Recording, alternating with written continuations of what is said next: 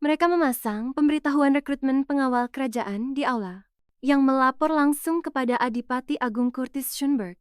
Semua orang berpikir agak bodoh memasang pemberitahuan itu.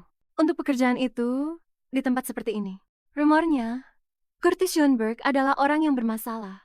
Dikenal dengan temperamennya yang buruk dan kepribadiannya yang meledak-ledak. Tetapi seorang gadis yang sangat berani memutuskan untuk menerima tantangan itu dan mendaftar untuk bekerja pada Duke Kurtz. Gadis ini adalah Chloe, dan bahkan teman-temannya tidak bisa membujuknya. Dia sudah sangat teguh pada keputusannya. Dia berpikir pemberitahuan itu dipasang di sini karena tidak ada orang lain yang menginginkan pekerjaan itu. Disebutkan ada bonus triwulanan sebesar 200% setelah diangkat. Dan bagi Chloe, itu sudah cukup untuk memberi makan keluarganya selama 1 musim. Karena miskin papa, pekerjaan ini berarti setidaknya dia tidak perlu kelaparan atau kedinginan selama beberapa bulan pertama. Terlepas dari perang dan risikonya, jika dia bisa bertahan selama 1 tahun, mungkin sang Adipati Agung tidak akan seburuk itu. Tidak ada yang membuatnya takut atau menghalangi jalannya, selama keluarganya bisa makan dan tetap hangat. Tapi sekarang, sebagai seorang letnan yang baru diangkat, Chloe Advance harus mematuhi Adipati Agung tanpa bertanya. Semua itu terasa sangat keras baginya. Sekarang, dia yakin sang Adipati Agung benar-benar bersikap keras padanya. Hal favorit Curtis adalah apel pagi, dan dia, seperti semua bawahan lainnya, diperintahkan untuk terus menundukkan kepala. Tidak ada yang bertahan 2 bulan di bawah pimpinan. Yang benar-benar gila itu Curtis, dan sejujurnya berada di bawah bajingan sejati seperti itu. Alasannya cukup jelas, apel pagi hanyalah sebutannya di atas kertas. Kenyataannya, itu adalah tindakan disipliner. Chloe mengalami masa sulit untuk menahan perlakuan ini karena dia telah bekerja lembur dan kelelahan. Dengan marah, harus melaksanakan perintah konyol ini, mengingat bahwa Schönberg masih seorang pahlawan yang dia layani. Dia dengan cepat membuang kertas-kertas itu. Sang Adipati Agung adalah seorang gila kerja, selalu bekerja hingga larut malam, dan para pembantunya harus mengikutinya. Tertidur saat giliran jaga dan kau dijamin akan mendapat tindakan disipliner, beserta konsekuensinya. Sibuk berpikir tentang cara membuang kertas-kertas ini, Chloe bahkan mempertimbangkan untuk memakannya. Gadis itu menepis pikiran tentang teguran. Mereka membayarnya sangat mahal dan dia sudah bertahan selama 3 bulan. Ada hari-hari di mana dia merasa ingin memberontak dan membereskan urusan dengan sang Archduke, tapi dia berhasil menahan diri. Letnan Chloe Advance berada dalam posisi yang sulit, bertugas di bawah sang Archduke, mengingat bagaimana Chloe tertawa terbahak-bahak setelah bercanda dengannya. Chloe bahkan mempertimbangkan untuk memakannya. Gadis itu menepis pikiran tentang teguran. Letnan Chloe Advance berada dalam posisi yang sulit, bertugas di bawah sang Archduke, dan membereskan urusan dengan sang Archduke, tapi dia berhasil menahan diri, mengingat bagaimana Chloe tertawa terbahak-bahak setelah bercanda dengannya. Oleh Duke Glentrent, Chloe ingin memberitahu sang Archduke dia sedang membayangkan pembalasan yang serius. Tapi sang Archduke menginterupsi fantasinya bahwa dia tidak punya gaun yang pantas untuk acara itu. Untungnya, dia punya seragam pengawal kerajaannya. Di mansion Archduke Curtis Schönberg. Rumah itu benar-benar sangat besar. Seorang pejabat negara peringkat ketiga sudah pasti bisa membeli kemewahan yang luar biasa. Chloe tiba tepat waktu, dan seorang kepala pelayan yang usil menyambutnya di mansion. Dia sangat ingin tahu mengapa tuannya begitu bersikeras menginginkan seorang agen wanita di perjamuan itu. Chloe menduga perjamuan malam ini pada dasarnya adalah ajang mencari jodoh untuk tuannya. Lebih spesifiknya, mansion ini seharusnya menjadi tempat pertemuan antara tuannya dan Nona Glentrent. Chloe berpikir Nona itu mungkin punya banyak kandidat lain yang lebih pantas, tapi sang Archduke juga punya beberapa rahasia kelam.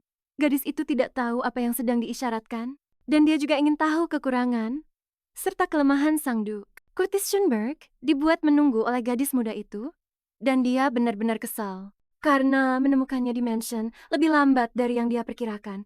Dan lagi, Chloe mengenakan pakaian yang sama dengan yang dia lihat setiap hari. Jenis pakaian yang sama dengan yang dikenakannya sendiri. Tapi meskipun mereka memakai pakaian yang sama, ada perbedaan besar di antara mereka. Chloe merasa sangat canggung dan merasa pantas mendapat julukan si kembang dinding. Sang Archduke menyadari gadis itu tidak mengenakan perhiasan sama sekali dan pakaiannya tampak kusut. Setelah berpikir sejenak, dia melepas aksesorinya sendiri dan menawarkannya kepada Letnan Chloe, ingin memasangkannya pada gadis itu. Dia pikir tidak pantas bagi agennya untuk berjalan dengan penampilan seperti itu dan menuntutnya untuk setidaknya memakai ini. Chloe tidak mengerti apa yang sedang terjadi atau mengapa pria itu begitu baik padanya. Aula itu sangat mempesona. Letnan Alphonse menatap dengan saksama, dan Curtis pun menegurnya. Yang Mulia ada di sana untuk menyambut Archduke Schomberg dan Letnan Alphonse di mansion itu. Yang Mulia sedang mencari sang Archduke untuk memperkenalkannya pada calon istrinya, Lady Isabella Glintron. Curtis pun terkejut. Dia sama sekali belum mendengar apapun tentang calon istrinya atau rencana pernikahan itu. Nona Alphonse mendengar para petinggi Avonia berdebat untuk pertama kalinya, dan hal itu membuat dadanya sesak karena stres. Tetapi Archduke berani mengatakan sesuatu kepada Yang Mulia, meskipun sang raja sedang tidak ingin mendengarkan. Letnan Chloe Abens diperkenalkan kepada Yang Mulia sebagai orang pilihan Curtis. Gadis itu tidak menyangka akan ada kejutan seperti itu. Biasanya, hidup tidak berpihak padanya. Sekarang dia akhirnya bisa bertindak sesuai pikirannya dan menyeret bajingan itu ke pengadilan. Sejak saat itu, balas dendam mereka satu sama lain pun dimulai. Diawali dengan Archduke yang menyarankannya untuk potong rambut. Tetapi karena lepas kendali dalam amarahnya, dia hampir saja memenggal seluruh kepalanya dan dia nyaris saja tidak selamat. Ternyata, Curtis Schomberg terlalu kaku dalam segala hal di sekitarnya. Archduke melacak Chloe dan menyuruhnya untuk tetap diam di tempat karena urusannya belum selesai. Dan lagi, setelah memeriksa laporannya, dia menyuruhnya menulis ulang seluruh laporan sialan itu. Katanya sangat buruk. Chloe sih santai saja, tetapi saat ini dia ingin melihatnya memohon dan menyuruhnya untuk berlutut. Ini adalah pertama kalinya dia dipermalukan seperti itu, terutama oleh seorang gadis yang bekerja untuknya. Dan dia menatapnya rendah, menyadari mimpinya telah menjadi kenyataan. Dia akhirnya berhasil membuat bajingan itu berlutut. Sang Archduke berusaha sekuat tenaga untuk meyakinkan raja bahwa mereka sebenarnya saling jatuh cinta sampai mati dan bahwa Chloe Alphonse, kekasih yang baru saja ditemukannya, adalah orang yang akan bersamanya selamanya. Dia mengatakan hal-hal gila seperti itu, dia harus mengoreksinya, atau keadaan bisa menjadi sangat kacau. Chloe menendang kaki Archduke, berharap untuk menunda percakapan konyol ini ke waktu yang lebih baik. Tetapi Archduke memancarkan aura membunuh, dan interupsinya sama sekali tidak berpengaruh. Dia memotong ucapannya, meraih tangannya, meremasnya erat, dan sepertinya akan mengungkapkan sebuah kebenaran besar. Promosi tak terjadwal, hadiah, posisi baru, perlakuan istimewa, tunjangan, ditambah liburan yang dibayar, kesempatan untuk menegosiasikan ulang gaji tahunanmu, dan semua itu bisa menjadi milikmu. Chloe sangat ingin tahu kenapa dia mau menikahinya secara spesifik, bukannya seseorang yang lebih setara dengannya. Ternyata di Kekaisaran Avon, ada yang namanya, ya, sebuah transaksi antara si kaya dan si miskin. Ini seperti jika seorang Archduke menikahi rakyat jelata, pada dasarnya, dia juga akan menjadi rakyat jelata.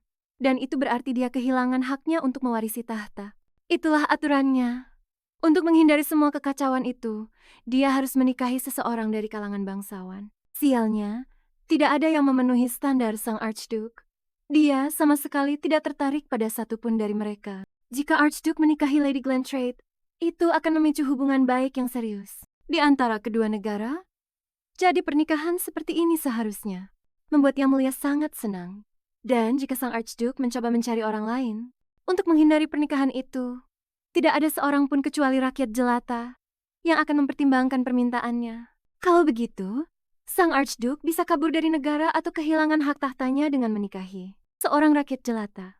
Dia harus membuat pilihan, dan dengan menambahkan sebuah variabel, dia memilih Chloe Abens. Meskipun keluarga Chloe sangat miskin, secara mengejutkan, mereka memegang gelar baronet. Dengan begitu dia bisa mempertahankan statusnya dan menghindari menikahi putri Duke yang padanya dia sama sekali tidak punya perasaan. Chloe adalah tipe orang yang tidak bisa dengan mudah menolak permintaan sang Archduke, dan dia adalah seseorang yang bisa dengan mudah dia ceraikan. Sepertinya segalanya berjalan terlalu baik untuknya. Tapi sang Archduke mengingatkannya tentang uang, dan dia juga menyebutkan bonusnya, perubahan pekerjaan, dan keuntungan yang menyertainya. Dia teringat bahwa bahkan roti basah sekalipun yang direndam air terasa enak. Dia teringat keluarganya. Jika bukan karena dia, keluarganya akan kelaparan sekarang. Hanya dialah satu-satunya yang bisa membuat mereka tetap makan. Chloe tidak punya pilihan lain. Tanpa berpikir panjang, dia menerima lamaran yang mulia. Harus ada yang dikorbankan untuk mencapai kesepakatan, dan mereka pun bersandiwara di hadapan yang mulia. Mereka pun menikah, tapi Chloe adalah sebuah teka-teki. Dia sudah merencanakan percakapannya dengan sang Archduke di dalam kepalanya. Semuanya terlihat sangat meyakinkan, dan para tamu bersorak untuk pernikahan itu sambil memperhatikan kedua mempelai. Curtis dan Chloe terlihat sangat bahagia, tidak ada yang curiga sama sekali. Dulu segalanya berbeda. Sebelum sang Archduke menundukkan kepalanya pada bawahannya, kisah Avonius dimulai seperti ini. Curtis lahir dari Raja Avons dan Putri Glintrand. Ibu Curtis adalah wanita yang sangat cerdas. Dia tidak ingin anaknya mati karena kehidupan yang keras di medan perang. Dia menuntut agar anaknya yang berharga memiliki status di kedua negara, dan itulah sebabnya dia memiliki kewarganegaraan ganda. Masalahnya, Curtis terus menjadi semakin tampan, cerdas, dan berbakat seiring bertambahnya usia. Karena kehidupan yang keras di medan perang, dia menuntut agar anaknya yang berharga memiliki status di kedua negara, dan itulah sebabnya dia memiliki kewarganegaraan ganda. Untuk memenuhi tugasnya sebagai putra tertua, dia bergabung dengan militer, dan sebagai seorang adipati agung, dan yang mulia harus melakukan sesuatu tentang hal itu. Mungkin mereka ingin menyingkirkannya di bawah Glintrand dari angkatan laut yang sangat tergila-gila padanya. Curtis menolak ide gila itu karena berpikir itu tidak akan berakhir dengan baik. Sang adipati agung sudah punya pilihan lain, meskipun dia tidak tahu apakah gadis ini akan mendengarkannya. Gadis itu adalah wanita yang sama, yang bermain peran dengan sangat baik bersama Curtis dan menerima perhiasan darinya.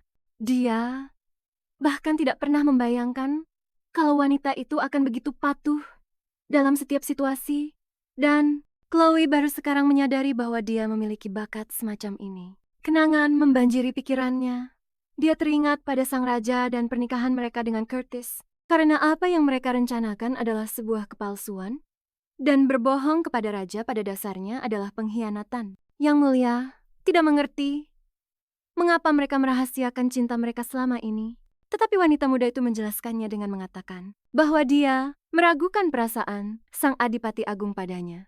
Dan sekarang, setelah pria itu menyatakan niatnya di hadapan yang mulia, Chloe seolah-olah menyadari bahwa pria itu tulus. Mereka memainkan sandiwara ini dengan sangat hati-hati, memastikan tidak ada yang curiga bahwa semua itu bohong. Curtis kesulitan untuk tetap memasang wajah datar, dan Chloe terus mengingatkannya untuk tetap fokus. Tetapi tidak peduli seberapa keras mereka mencoba memalsukan cinta mereka, yang mulia sama sekali tidak mempercayainya. Rencana mereka tidak berhasil, dan mereka tidak tahu harus berbuat apa selanjutnya. Mereka harus meyakinkan raja sebaliknya. Letnan Chloe punya ide. Dia akan menunjukkan semacam bukti kepada yang mulia. Ada sesuatu yang menjadi bukti telak tentang seberapa besar dia mencintainya. Bros di dadanya itu adalah bukti bahwa kekasihnya telah melamarnya secara terang-terangan. Lambang keluarga Schönberg di bagian belakang benda itu mengkonfirmasi bahwa itu asli, meskipun yang mulia. Mungkin berpikir bukti ini adalah bagian dari suatu skema, tapi tidak ada hal lain yang bisa dijadikan pegangan. Mereka memutuskan untuk berhenti mencari-cari kesalahan dan berhenti membuat satu sama lain jengkel. Lagi pula, tidak ada yang menunjukkan bahwa pernikahan mereka palsu, jadi tidak ada gunanya terus-menerus bersih tegang. Situasinya pun mereda, tetapi yang mulia tidak senang dengan bagaimana semuanya berakhir. Dia mengharapkan sesuatu yang lebih konkret. Baginda Raja masih tidak percaya dengan apa yang dikatakan kepadanya, tetapi tidak ada yang bisa dia lakukan soal itu sekarang. Kedepannya, sang Archduke berencana meminta sang Archduchess untuk terus bekerja sama dengannya. Tetapi gadis ini benar-benar tertarik pada pernikahan mereka, Dan apa artinya semua itu untuk masa depan? Sang Archduke tadinya hanya akan berpura-pura bahwa mereka saling mencintai. Tetapi keadaan telah berubah. Chloe tidak percaya. Curtis memintanya untuk berpura-pura jatuh cinta setengah mati pada sang Archduke. Rasanya menyakitkan bahwa dia akan menjalani pernikahan pertamanya seperti ini, tanpa romansa, tanpa cinta. Chloe menegur Curtis karena telah memperlakukannya dengan tidak adil, tetapi dia sepertinya tidak peduli. Hal itu membuat pikirannya lebih tenang, mengetahui bahwa dia bukan satu-satunya yang rugi. Sekarang dia juga membutuhkan sesuatu darinya. Setelah semua yang dia lalui, Curtis akan membayarnya kembali untuk semuanya, dengan setimpal. Sekarang, karena sang Archduke sangat membutuhkannya, dan akan melakukan apapun demi negara, Chloe akan membuatnya bertekuk lutut. Curtis Sandberg pun terkejut. Dia akan dibuat bertekuk lutut lagi oleh bawahannya. Chloe yang menantikan balas dendamnya dan sangat ingin melihat pria itu memohon di hadapannya. Dia ingin pria itu membayar semuanya. Kerja lembur, hukuman-hukuman, dan cara dia memperlakukannya. Chloe sangat ingin pria itu menunjukkan gairah yang akan membuatnya percaya sepenuhnya padanya. Curtis pun tertegun bahwa inilah yang sebenarnya paling dia inginkan darinya saat ini. Dia tidak lagi meminta atau memerintahnya. Dia seolah-olah memohon padanya untuk berlutut. Namun, Archduke Curtis tidak terburu-buru untuk mengabulkan keinginannya, karena dia lupa memberikan sesuatu yang lain yang sangat penting. Gadis itu berdiri di sana dengan bingung, tidak mengerti apa yang sebenarnya sedang terjadi. Curtis bergerak secepat kilat, dengan sigap mengeluarkan sebuah kotak hitam kecil.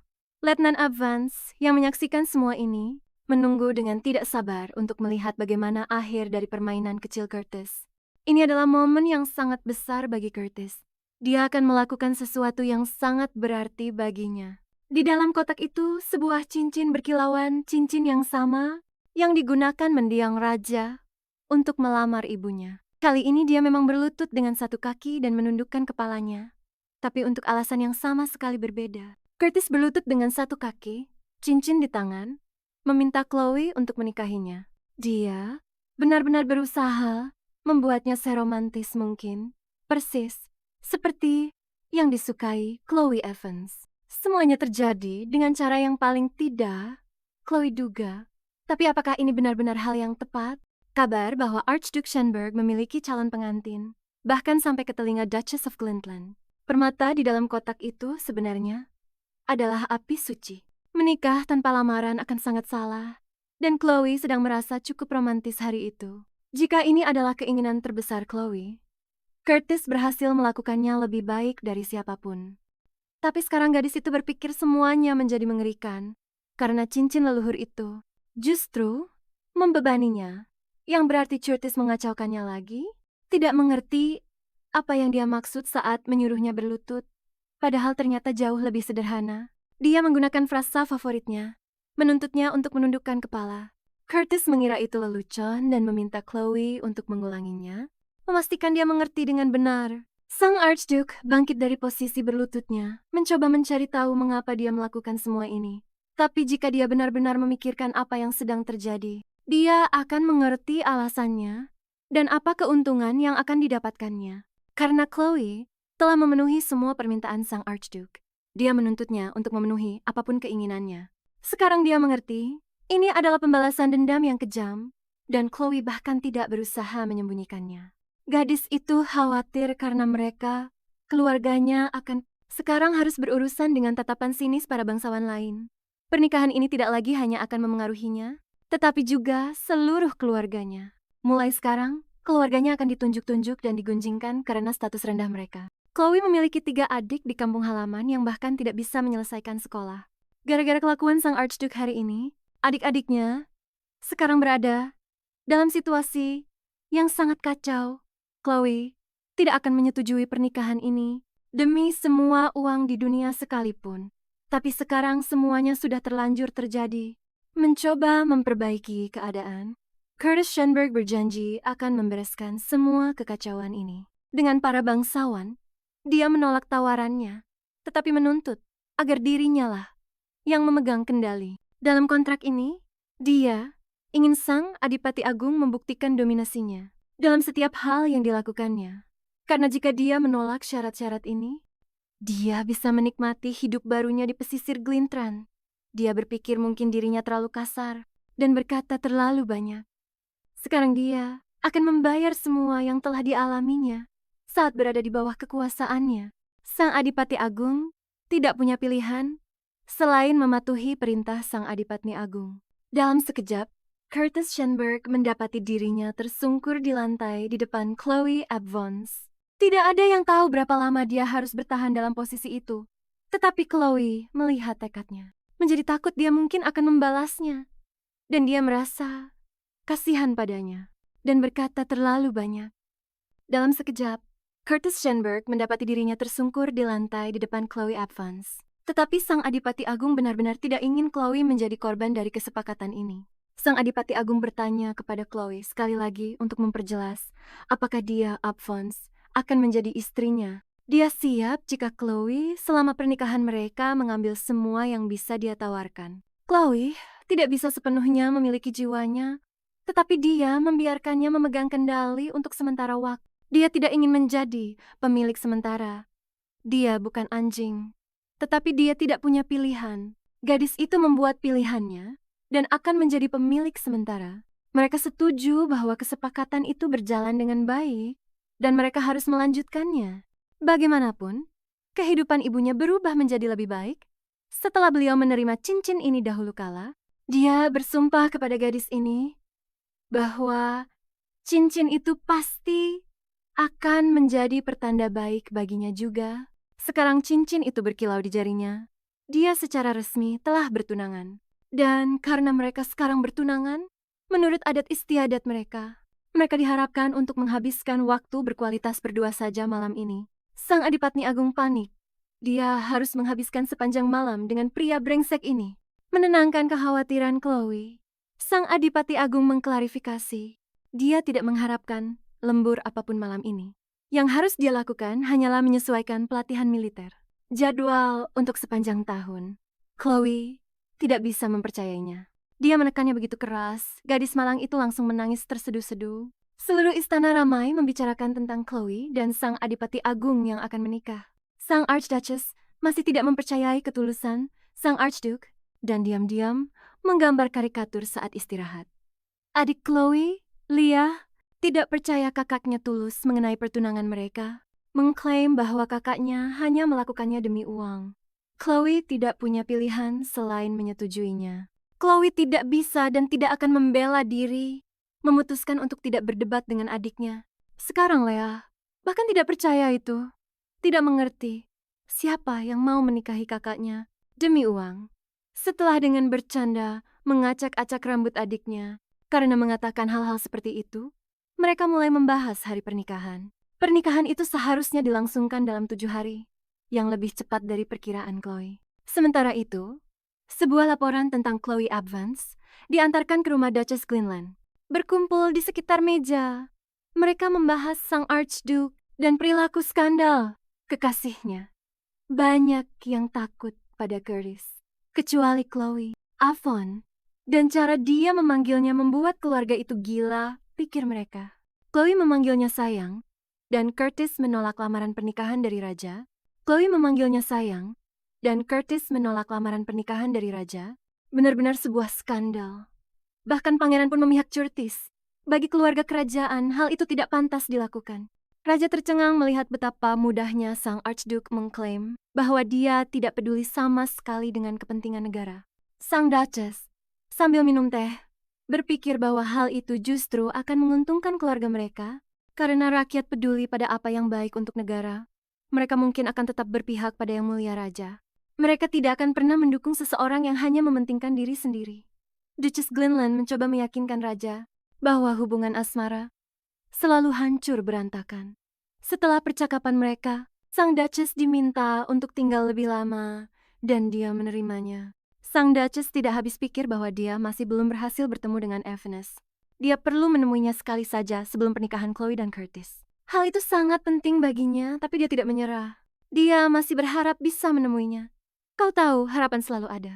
Sang Duchess mulai bertanya tentang barang-barang yang dibawa sebagai mahar, memilih salah satu vas Dia memerintahkan agar vas itu dikirim sebagai hadiah pernikahan. Sementara itu, di kediaman Curtis, keadaan masih sibuk menyelesaikan urusan-urusan yang belum tuntas. Saat ini, mereka sedang merundingkan detail kepindahan keluarga Chloe dan memastikan mereka akan nyaman di tempat baru. Keluarga sang Adipatni Agung sangat senang dengan kepindahan itu. Saudara-saudaranya sangat antusias, memberondongnya dengan sejuta pertanyaan. Sekarang keluarganya akan aman, tapi dia masih harus memenuhi semua persyaratan untuk menjadi suami istri. Mereka mulai meninjau persyaratan dari kedua belah pihak, dan syarat pertama dibacakan untuk Curtis. Poin pertama menyatakan bahwa dia dilarang bekerja berlebihan selama masa kontrak. Chloe mulai stres karena Curtis terus memotong pembicaraannya. Dan poin ini sangat penting untuk reputasinya. Semua orang sudah menganggapnya sebagai bos tidak punya hati yang membuat Chloe terus-menerus kerja lembur. Meskipun menjadi bos dan suami adalah dua hal yang berbeda, kerja lembur masih akan menjadi bagian dari hidup Chloe. Dia harus berperan sebagai seorang Adipatni Agung 24 jam 7 hari. Dan dia juga harus menghadiri perjamuan mendadak yang pada dasarnya adalah kerja lembur tambahan. Tapi sang Adipati Agung berjanji padanya bahwa saat tugas pengawal kerajaan berlaku, tidak akan ada kerja lembur, yang berarti klausul larangan lembur selama masa kontrak disetujui. Pertama-tama, Curtis ingin tahu apakah Chloe akan tetap menjadi ajudannya setelah mereka menikah. Gadis itu setuju, karena siapa lagi yang mau menjadi ajudan pribadinya. Poin nomor 2, menyebutkan biaya terpisah untuk kontrak dan kenaikan gaji. Meskipun sang Adipati Agung sangat kaya, dia mentah-mentah menolak memberinya kenaikan gaji. Maksudku, gajinya bahkan tidak berasal dari kantongnya sendiri, itu dari kas negara. Jadi dia malah memberikan solusi khusus. Dia menawarkan sesuatu yang jauh lebih menarik, menjamin 10 juta per tahun, yang berarti gaji kontrak terpisah sebesar 1 juta disetujui. Yang tersisa untuk dilakukan Chloe Evans adalah membacakan klausul terakhir, yaitu klausul ketiga dari perjanjian itu. Klausul itu menyatakan bahwa Adipati Agung Curtis akan selalu mematuhi Adipatni Agung Chloe Evans. Tidak mungkin sang Adipati Agung bisa menyetujui hal itu. Mungkin dia harus memberinya pelajaran atas kelancangannya itu. Curtis benar-benar kesal dan dia merasa perlu memberinya pelajaran. Tapi Chloe hanya ingin mengklarifikasi beberapa hal, menambahkan beberapa subklausul, bukan benar-benar mengubah apapun. Subklausul itu menyatakan bahwa Curtis harus menghormati Chloe Evans dan menganggapnya sebagai atasannya. Dan menurut kontrak, Chloe mendapatkan 3 permintaan pribadi. Curtis berpikir dia mungkin menganggapnya sebagai sesosok jin, mengabulkan setiap keinginannya. Tetapi gadis itu sudah memikirkan semuanya dengan matang, karena apa yang dia lakukan itu diambang pengkhianatan. Dan jika Yang Mulia marah, Chloe lah yang akan kena batunya, bukan Adipati Agung Curtis. Jadi, Chloe dan keluarganya berada dalam bahaya yang jauh lebih besar daripada sang Adipati Agung. Sekarang Curtis mengerti. Dia menawarkan 3 kesempatan untuk bertindak demi kepentingannya sendiri. Kepentingan selama kontrak berlangsung. Klausul 3 menyatakan dia harus selalu mematuhi Chloe Evans. Dan itu pun disetujui. Sekarang giliran memeriksa permintaan darinya. Tuntutan dari Adipati Agung Curtis Shenberg. Klausul pertama menyatakan dia harus melakukan yang terbaik untuk memenuhi kewajibannya. Dan itu disetujui pada klausul nomor 2. Chloe harus menerima hubungan palsu itu dan tidak ikut campur. Saat itulah, gadis itu mulai berpikir, apakah Curtis sebenarnya sedang dekat dengan seseorang? Maksudku, mereka tidak pernah setuju untuk menjalani hubungan palsu ini selamanya. Jadi seharusnya ini bukan kejutan. Chloe Evans hanya tidak bisa percaya bahwa sang Adipati Agung bahkan mampu menjalin suatu hubungan. Dikatakan bahwa selama kontrak, Chloe tidak akan memiliki perasaan pribadi pada Curtis. Tetapi karena mereka seharusnya menikah, mereka harus bersandiwara, bahkan di depan para pelayan. Dan untuk menyederhanakan keadaan, mereka harus berbagi ranjang. Sekarang, Chloe punya jenis ketertarikan yang baru, yang tidak ia miliki sebelumnya. Semacam ketertarikan yang jahil, yang berarti klausul 3, yang tentang perasaan pribadi, telah dicoret dan diganti. Mereka memutuskan bahwa di ranjang, Chloe akan mengikat rambutnya dan memakai pakaian panjang.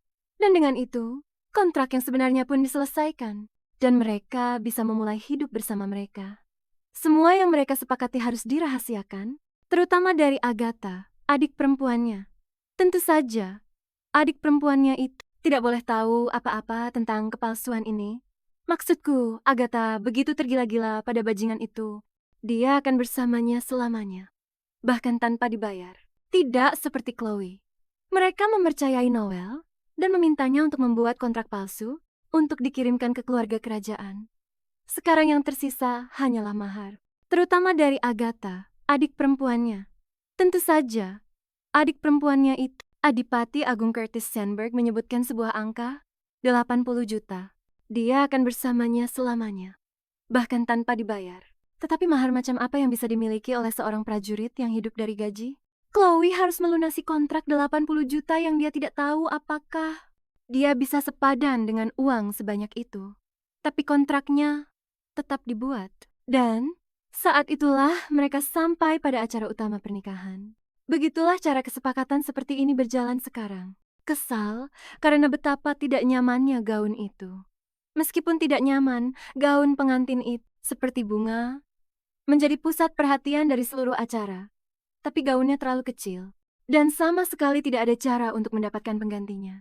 Soalnya, ibu yang mulia mengenakan gaun ini.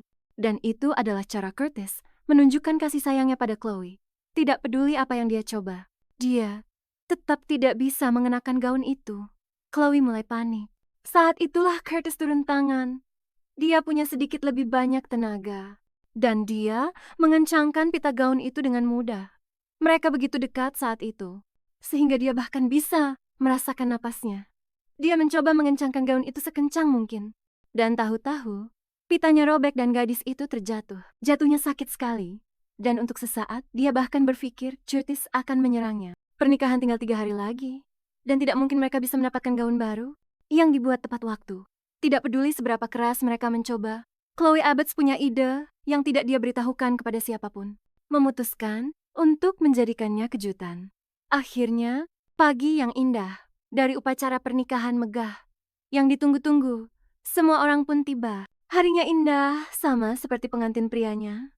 Matahari bersinar, dan burung-burung berkicau. Semua orang menunggu pemeran utama wanita yang cantik dari pernikahan indah ini. Tapi penampilannya tidak seperti yang seharusnya. Chloe tampak lelah, tapi dia harus menghafal begitu banyak untuk sumpah suci ini. Pangeran Frederick, keponakan Curtis, menghiasi pernikahan itu dengan kehadirannya. Pangeran Frederick bertanya-tanya, mengapa wanita itu menikahi Archduke secara khusus? Dia pikir mungkin wanita itu sedang di bawah tekanan, dan tanpa ragu, dia memintanya untuk memberinya isyarat jika ada sesuatu yang tidak beres. Frederick mendekati mereka untuk mengingatkan Curtis tentang doa yang harus dia hadiri. Jadi sekarang Chloe terjebak berduaan dengan orang penting lainnya, dan dengan perginya sang paman, Frederick, memutuskan untuk mencari tahu alasan sebenarnya dia menikahi Archduke. Anak itu menguji kesabarannya, tapi dia tetap harus mengatakan bahwa mereka saling jatuh cinta. Tapi ternyata, setelah kekacauan di perjamuan, pamannya langsung menemui anak itu. Curtis berjalan masuk ke gereja, menyerahkan selembar kertas kepada pendeta, dan bertanya, apakah dia bisa menggunakan jasa mereka? Tetapi pendeta itu berkeringat dingin, tahu bahwa pernikahan ini akan membuatnya masuk daftar hitam kerajaan. Sang Adipati Agung berjanji bahwa ini adalah kali terakhir dia membutuhkan bantuan gereja untuk apapun. Sementara itu, percakapan antara anak itu dan Chloe Evans terus berlanjut. Dan ketika dia bertanya, mengapa Chloe sebenarnya menikahi Adipati Agung, dia ingin menceritakan yang sebenarnya. Tetapi dia berkata bahwa dia melihatnya di koran, mengetahui semua perbuatan heroiknya, dan melamar untuk menjadi ajudannya.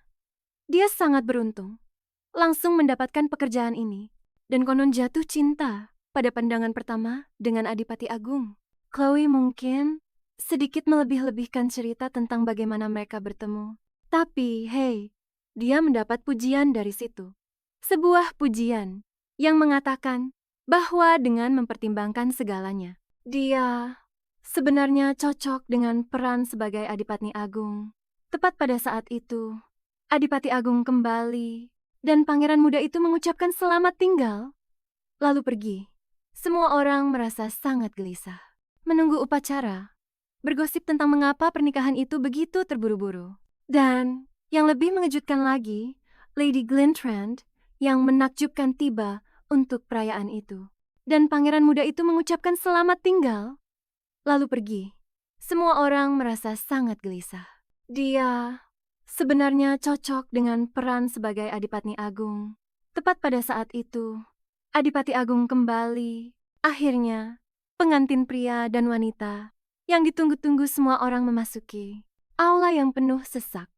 Chloe mengenakan seragam militer yang benar-benar membuat para tamu terkejut karena dia adalah Adipati Agung. Mereka tidak percaya dia datang ke pernikahannya sendiri dengan sepatu bot dan tanpa gaun hanya 3 hari sebelumnya. Ketika tulang rusuk Chloe terasa sakit karena korset gaun yang ketat, dia menyarankan ide yang lebih baik.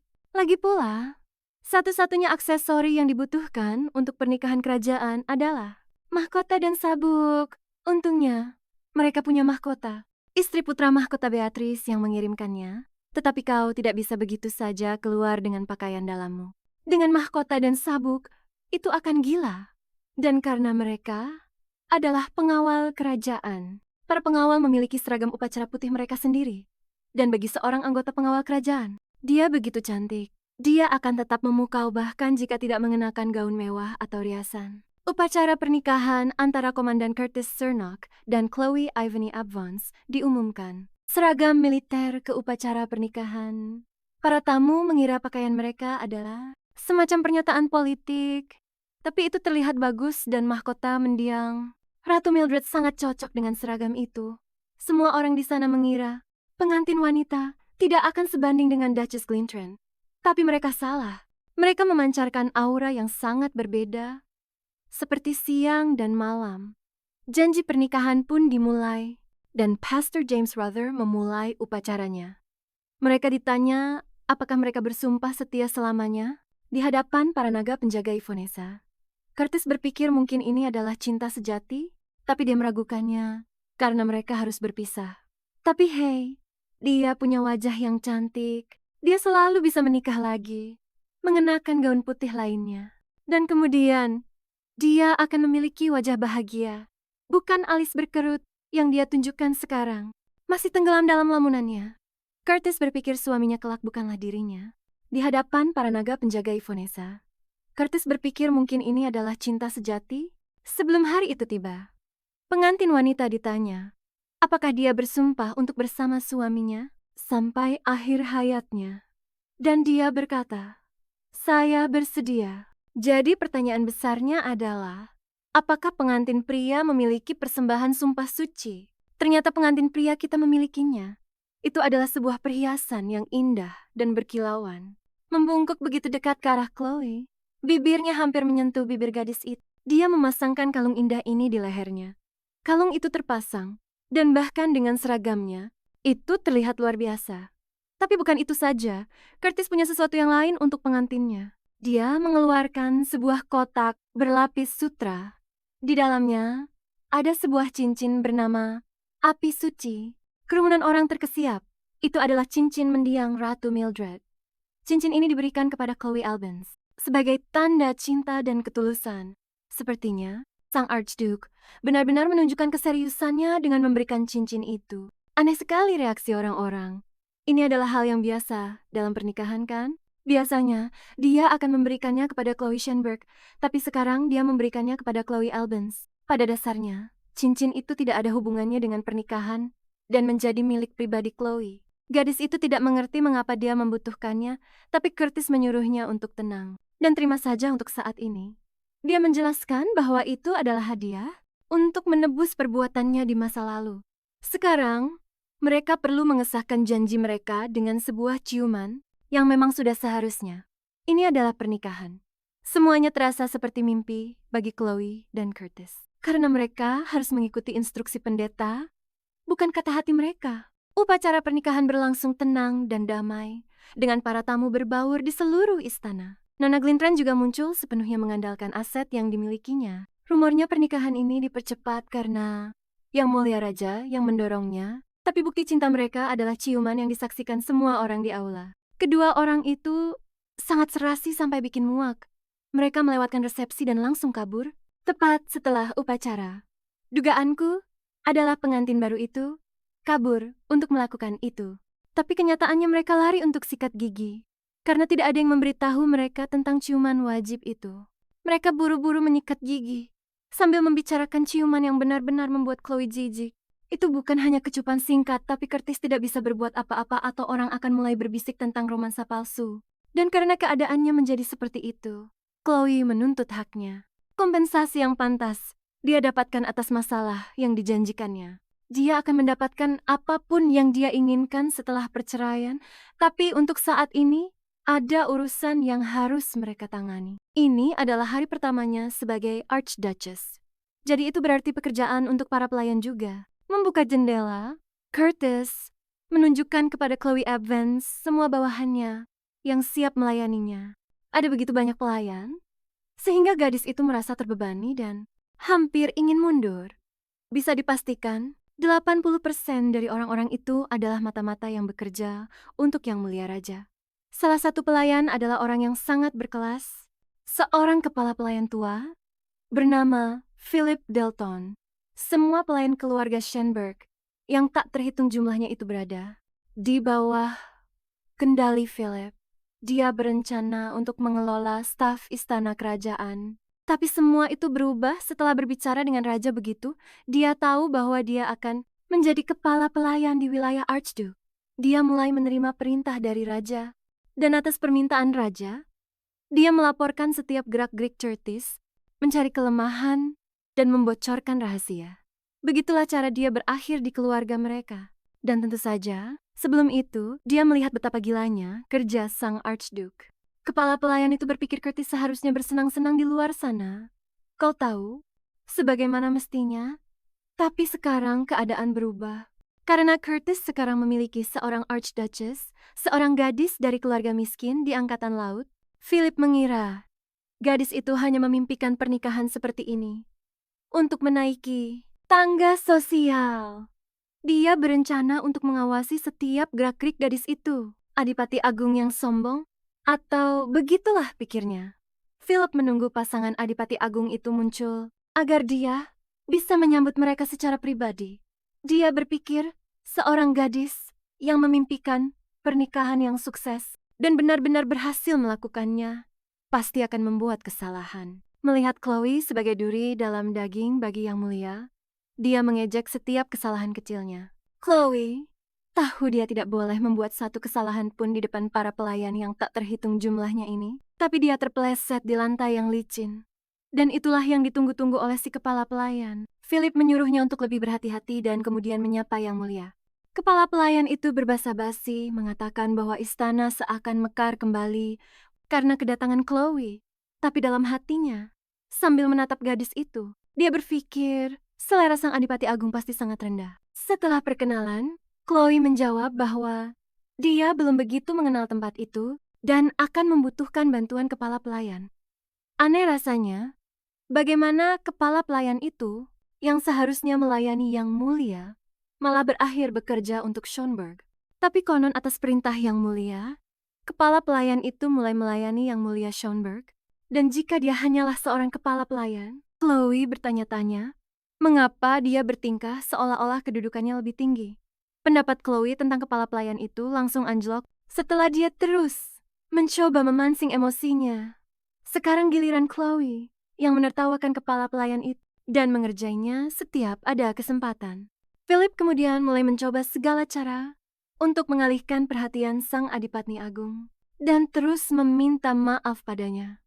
Dia terus mencoba meredakan suasana dengan pujian, tapi Chloe tidak lagi termakan bualannya.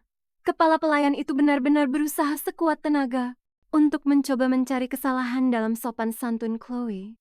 Tapi Chloe bukanlah orang naif dan menyadari bahwa hinaannya hanyalah etiket buku teks pujian terselubung. Philip Dalton sedang mencari-cari alasan bersikeras bahwa dia mengabdi pada nyonya dengan sepenuh hati. Dia memilih kata-katanya dengan hati-hati, seperti sedang mencari bantuan tetapi tidak bisa menemukannya. Bahkan para pelayan pun mulai khawatir. Philip pikir dia bisa mempermainkannya, tapi rencananya menjadi bumerang. Kecerdasan Chloe terlalu tajam. Jadi setelah meminta maaf karena sudah kelewatan, dia memutuskan untuk mundur. Chloe merasa kesal, tapi dia tidak ingin memecat kepala pelayan itu. Dia hanya menuntut permintaan maaf yang pantas. Sebagai ganti, karena telah merusak suasana hatinya, mungkin dia harus mencium lantai. Philip Dalton benar-benar terkejut. Dia sedang dipermalukan. Di depan semua pelayan lain, Chloe dengan bercanda mengancamnya. Mengatakan bahwa dia dulu di angkatan laut dan mungkin tidak sengaja menembaknya. Dia diperintahkan untuk tiarap di lantai selama 3 jam sebagai hukuman. Dan semua orang meninggalkannya sendirian di sana. Sekarang Philip yang dipermalukan itu terjebak dalam kesengsaraannya. Dengan kepala di lantai dan tidak bisa berbuat apa-apa. Chloe dan Curtis pergi untuk makan siang, menikmati anggur manis dan camilan mewah, dan mereka benar-benar bahagia. Dari jendela, mereka melihat si kepala pelayan akhirnya mendapatkan ganjaran yang setimpal karena menjadi orang yang menyebalkan. Chloe sangat gembira. Semua stresnya hilang begitu saja. Agenda selanjutnya adalah menentukan pengaturan tidur untuk malam ini. Makan malam telah selesai dan mereka diantar ke kamar mandi. Karena malam ini adalah malam pernikahan mereka. Semuanya telah disiapkan agar mereka bisa bersantai. Dan Curtis mengantar pengantin pilihannya, Chloe, ke kamar tidurnya. Ruangan itu cukup gelap, tetapi kau masih bisa melihat senjata-senjata yang mudah dijangkau. Sekarang dia terjebak tinggal di tempat kumuh seperti ini dengan langit-langit yang polos dan membosankan. Curtis mengaku ini adalah pertama kalinya seorang gadis pernah berada di kamar tidurnya, tetapi dia tidak langsung mendapat pujian saat itu juga. Sang Archduchess hanya ingin mengambil pistol dan menghabisi si brengsek Shenberg itu. Curtis sangat menikmati menggoda Chloe karena tidak ada pistol, dia hanya tertawa terbahak-bahak. Menikahi wanita seperti Archduchess itu, dia tahu dia memang mengharapkan reaksi semacam ini. Jika tidak, kedekatan mereka pada upacara hari ini akan tampak sangat aneh.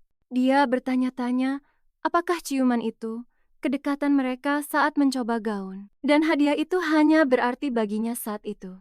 Curtis menjelaskan kepada Chloe bahwa dia adalah tipe pria yang menghargai kesucian, tetapi Chloe tidak peduli. Bahkan fakta bahwa suaminya yang luar biasa akan tetap, ya, suci. Bahkan setelah pernikahan, sang Archduke terus menggodanya tanpa henti tentang pakaiannya yang seronok. Tetapi sang Archduchess mempercayai insting hewannya karena dia pernah berada dalam beberapa situasi intim dengannya. Dan jika perlu, dia akan menendangnya begitu keras, sehingga dia bahkan tidak akan berani macam-macam lagi setelah itu. Dia berencana untuk kabur melalui jendela dan menyerahkan Archduke yang hendak menyerangnya itu kepada Yang Mulia.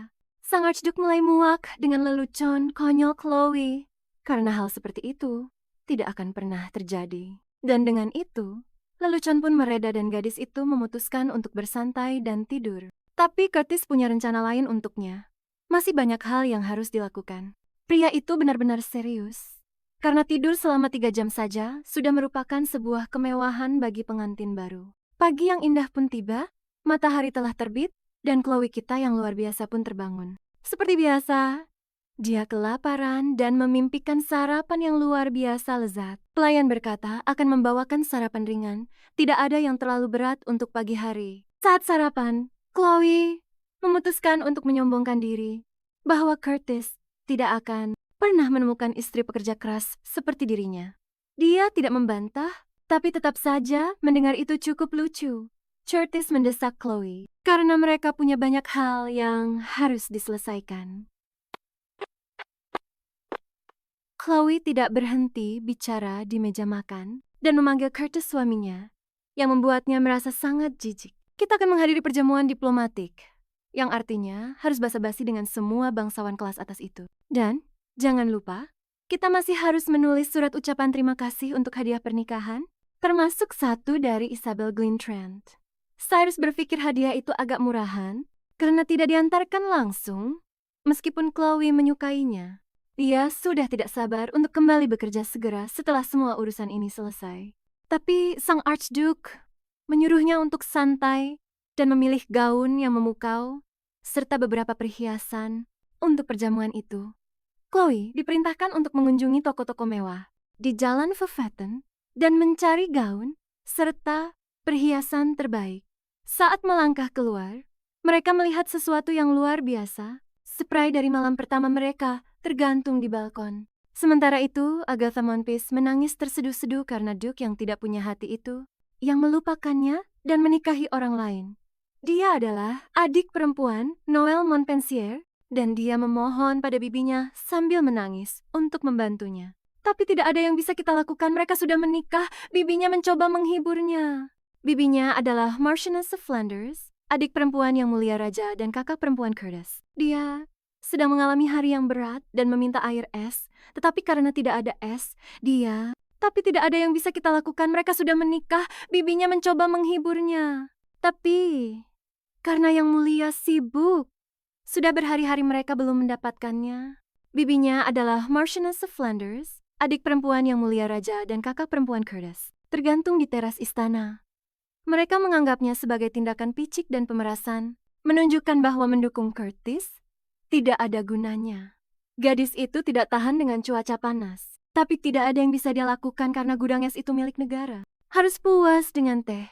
Seseorang diutus ke keluarga kerajaan untuk meminta es, tapi bibinya, sang Marchioness, memperingatkannya karena tahu bahwa vas itu hanya akan membawa masalah yang tidak ingin dia bicarakan. Dan bibinya juga bertanya, sampai kapan Agatha akan terus mengejar Curtis Shenberg?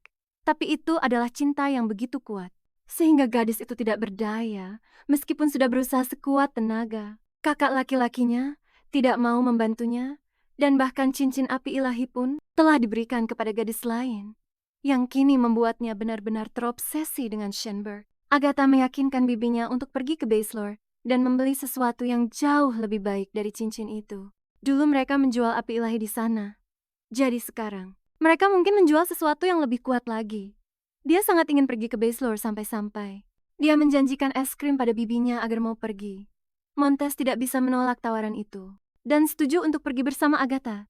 Sementara itu, sebuah spray bernoda tergantung seolah-olah itu adalah karya seni, dan tidak ada yang tahu siapa yang melakukannya. Dulu mereka menjual api ilahi di sana. Jadi sekarang, Chloe memperhatikan tangan Curtis yang diperban dan menyadari bahwa dia menggunakan darahnya sendiri untuk pertunjukan kecil ini. Apakah sekarang ada yang percaya pada cinta dan hubungan mereka? Itu sudah tidak ada gunanya lagi. Raja sebenarnya tidak menuntut bukti malam pernikahan mereka, karena semua orang tahu pernikahan ini memang terburu-buru. Sersan Dubois sekarang mengawal Nyonya Schönberg ke Jalan Velvet, menggantikan Montpierre. Curtis terkejut, dan Sersan Dubois berkomentar bahwa Curtis biasanya memiliki ekspresi yang berbeda di wajahnya. Dia menatap Dubois dengan tatapan menghina. Sersan itu melirik Chloe, dan Curtis tahu keadaan akan menjadi menarik. Sersan Dubois dan Chloe dulunya adalah teman, dan sang Archduke menyadari hal ini. Curtis mempercayai Sersan itu karena istrinya sangat berarti baginya. Setelah mengklarifikasi semuanya dan mencapai kesepakatan, mereka menuju ke kota sambil berjalan-jalan, melihat-lihat semua tempat keren.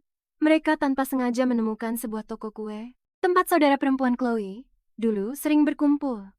Sersan itu masih sedikit kesal, tapi karena mereka pernah berteman, dia tidak ingin merusak ikatan mereka. Mereka akhirnya tiba di toko perhiasan itu, Baseleur. Melihat kereta Archduchess, segerombolan wartawan bergegas ke arah mereka. Semua wartawan itu terus memburunya, menghalangi pintu masuk toko dengan sejuta pertanyaan. Dengan kondisi babak belur dan acak-acakan, mereka nyaris tidak bisa menembus kerumunan dan masuk ke dalam. Di sana, untuk menyambut mereka adalah pewaris ke-6 dari toko perhiasan itu, seorang gadis bernama Basilur.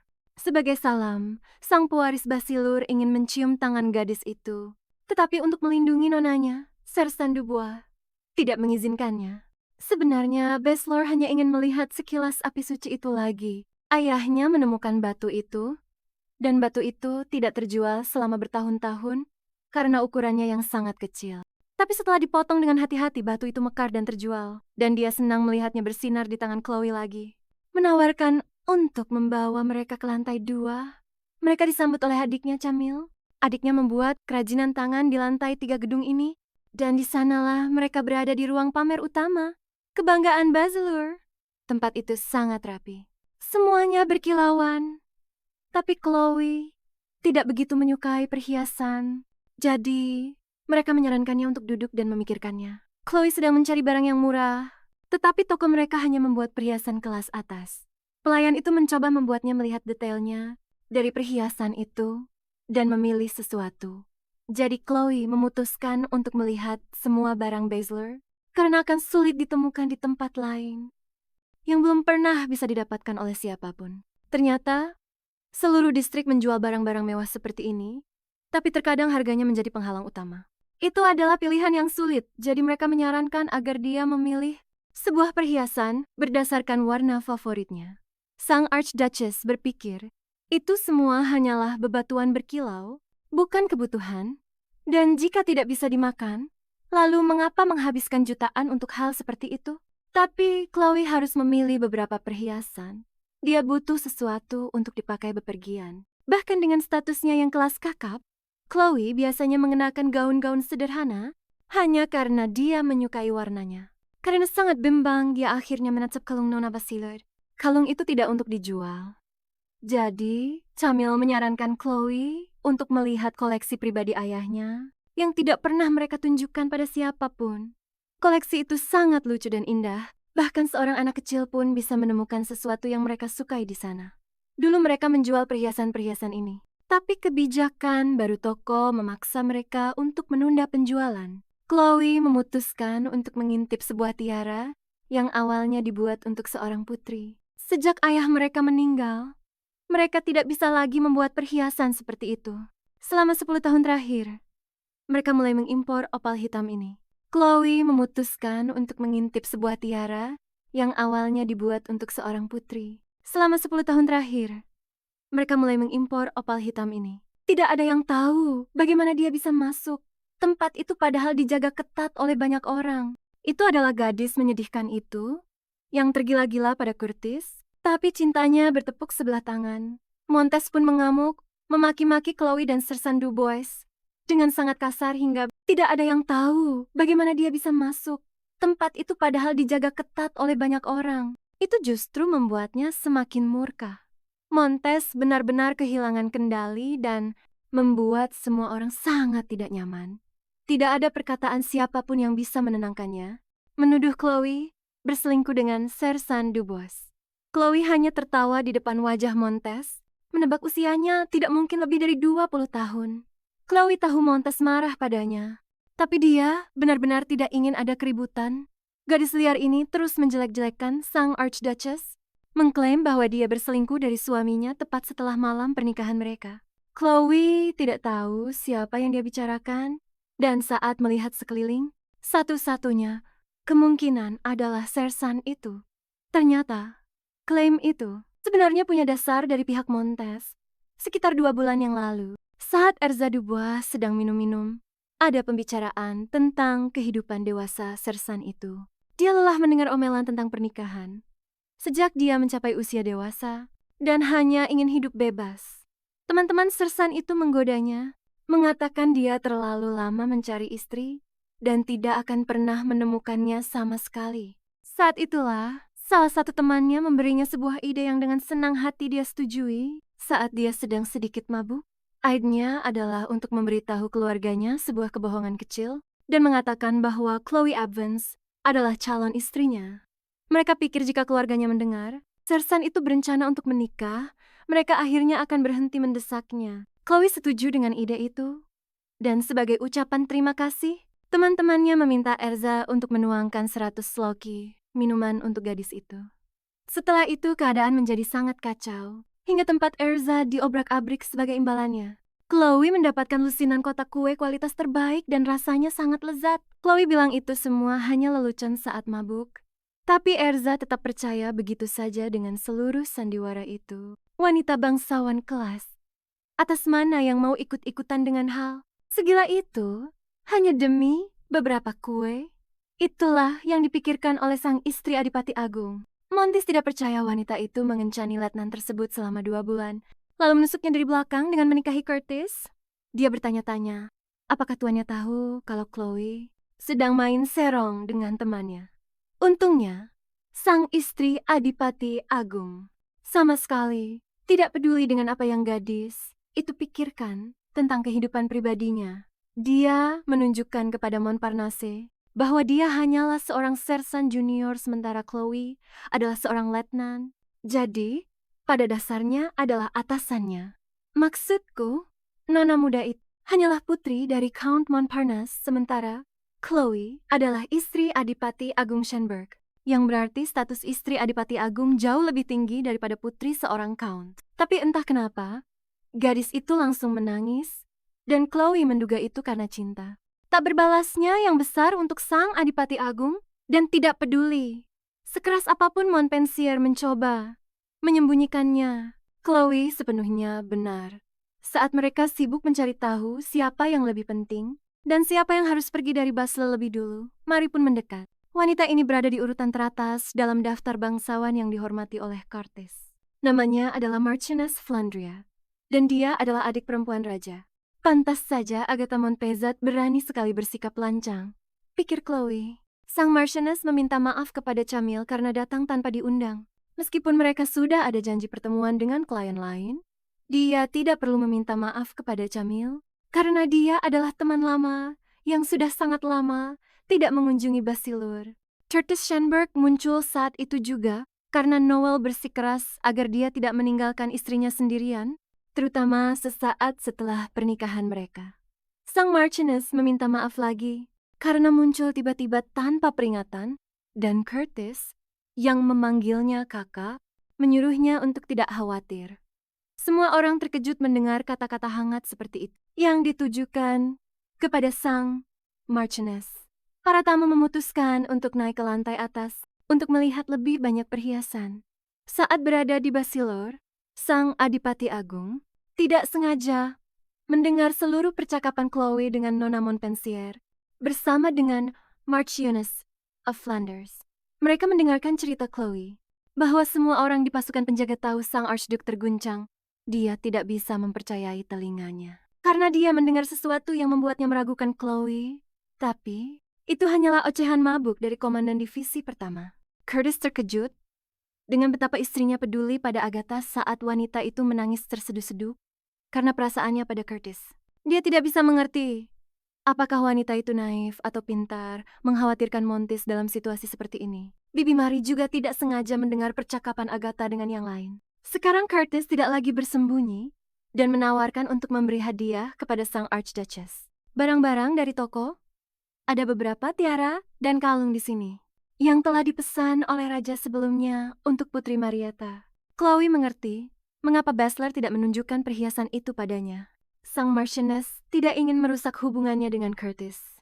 Salah satu tiara yang disukai saudara perempuan, Chloe memiliki permata yang tidak bisa dibeli dengan uang. Ayah mereka membuatnya dengan sangat hati-hati. Jadi, mereka tidak boleh memperlakukan tiara itu dengan sembarangan, menghentikan semua basa-basi. Curtis memutuskan untuk secara resmi memperkenalkan istrinya kepada mereka.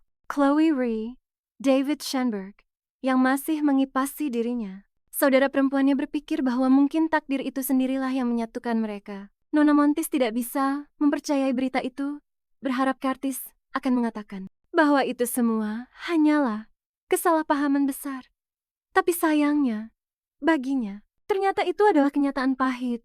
Agatha berteriak dan menuntut untuk tahu mengapa pria itu mencampakkannya dan menikahi wanita lain. Tapi Curtis Schönberg melihat bahwa perilakunya tidak membaik, dan dia masih sama cerobohnya seperti dulu. Dia pernah ingin menjadikannya Archduchess-nya, tapi melihat tindakannya yang gegabah, dia berubah pikiran. Dia menjelaskan bahwa dia tidak mencampakkannya untuk menikahi orang lain, dan status sosial wanita itu tidak ada hubungannya dengan perasaannya. Montis berkata dia bergabung dengan pasukan penjaga kerajaan karena dia tergila-gila pada pria itu. Saat Curtis tahu, dia marah besar. Dia tidak akan pernah membiarkannya melakukan itu. Agatha menangis sejadi-jadinya, dan sang bibi bahkan lebih kecewa.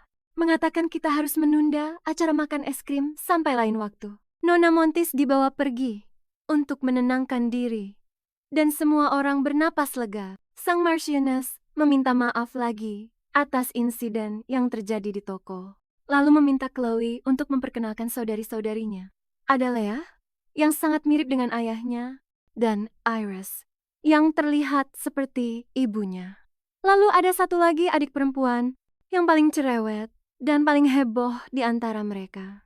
Wanita itu berpikir untuk memberikan Nona Iris tiara yang sedang ia kenakan sebagai permintaan maaf. Tetapi Chloe tertawa karena Curtis memutuskan untuk meminta maaf atas namanya dengan membiarkan istrinya menjaga harga dirinya. Setelah itu, mereka pergi membeli es krim. Semuanya berjalan lancar, dan Erza mengantar saudari-saudarinya. Mereka seharusnya segera bertemu di tempat Eleanor, dan Curtis harus membawa istrinya atas permintaan Marchioness. Itulah yang Chloe tangkap dari perkataan Marchioness, karena dia telah menyelamatkan Curtis hari ini.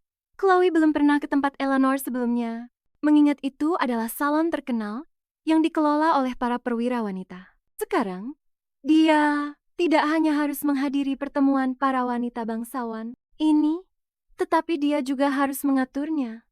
Nona Chloe Evans sedang melahap es krim itu seolah tidak ada hari esok, dan bahkan ingin membawanya pulang yang dikemas dengan es. Tetapi harganya sedikit lebih mahal dari yang Curtis perkirakan, dan Chloe menjadi bingung. Tidak tahu bagaimana cara para bangsawan kelas atas melakukan sesuatu. Dia berdiri dan mendekati suaminya untuk menanyakan apakah membawanya pulang diperbolehkan. Suaminya berkata tidak mungkin, jadi Chloe memutuskan untuk mengirimkannya kepada Marchioness Flanders saja. Curtis menyetujuinya, tetapi mereka akan membutuhkan banyak sekali es. Dan lagi pula, Marchioness memiliki ruang pendingin es di kediamannya. Kehadiran Chloe yang begitu dekat membuat Curtis merasa sedikit gerah. Jadi, dia memintanya untuk sedikit menjauh.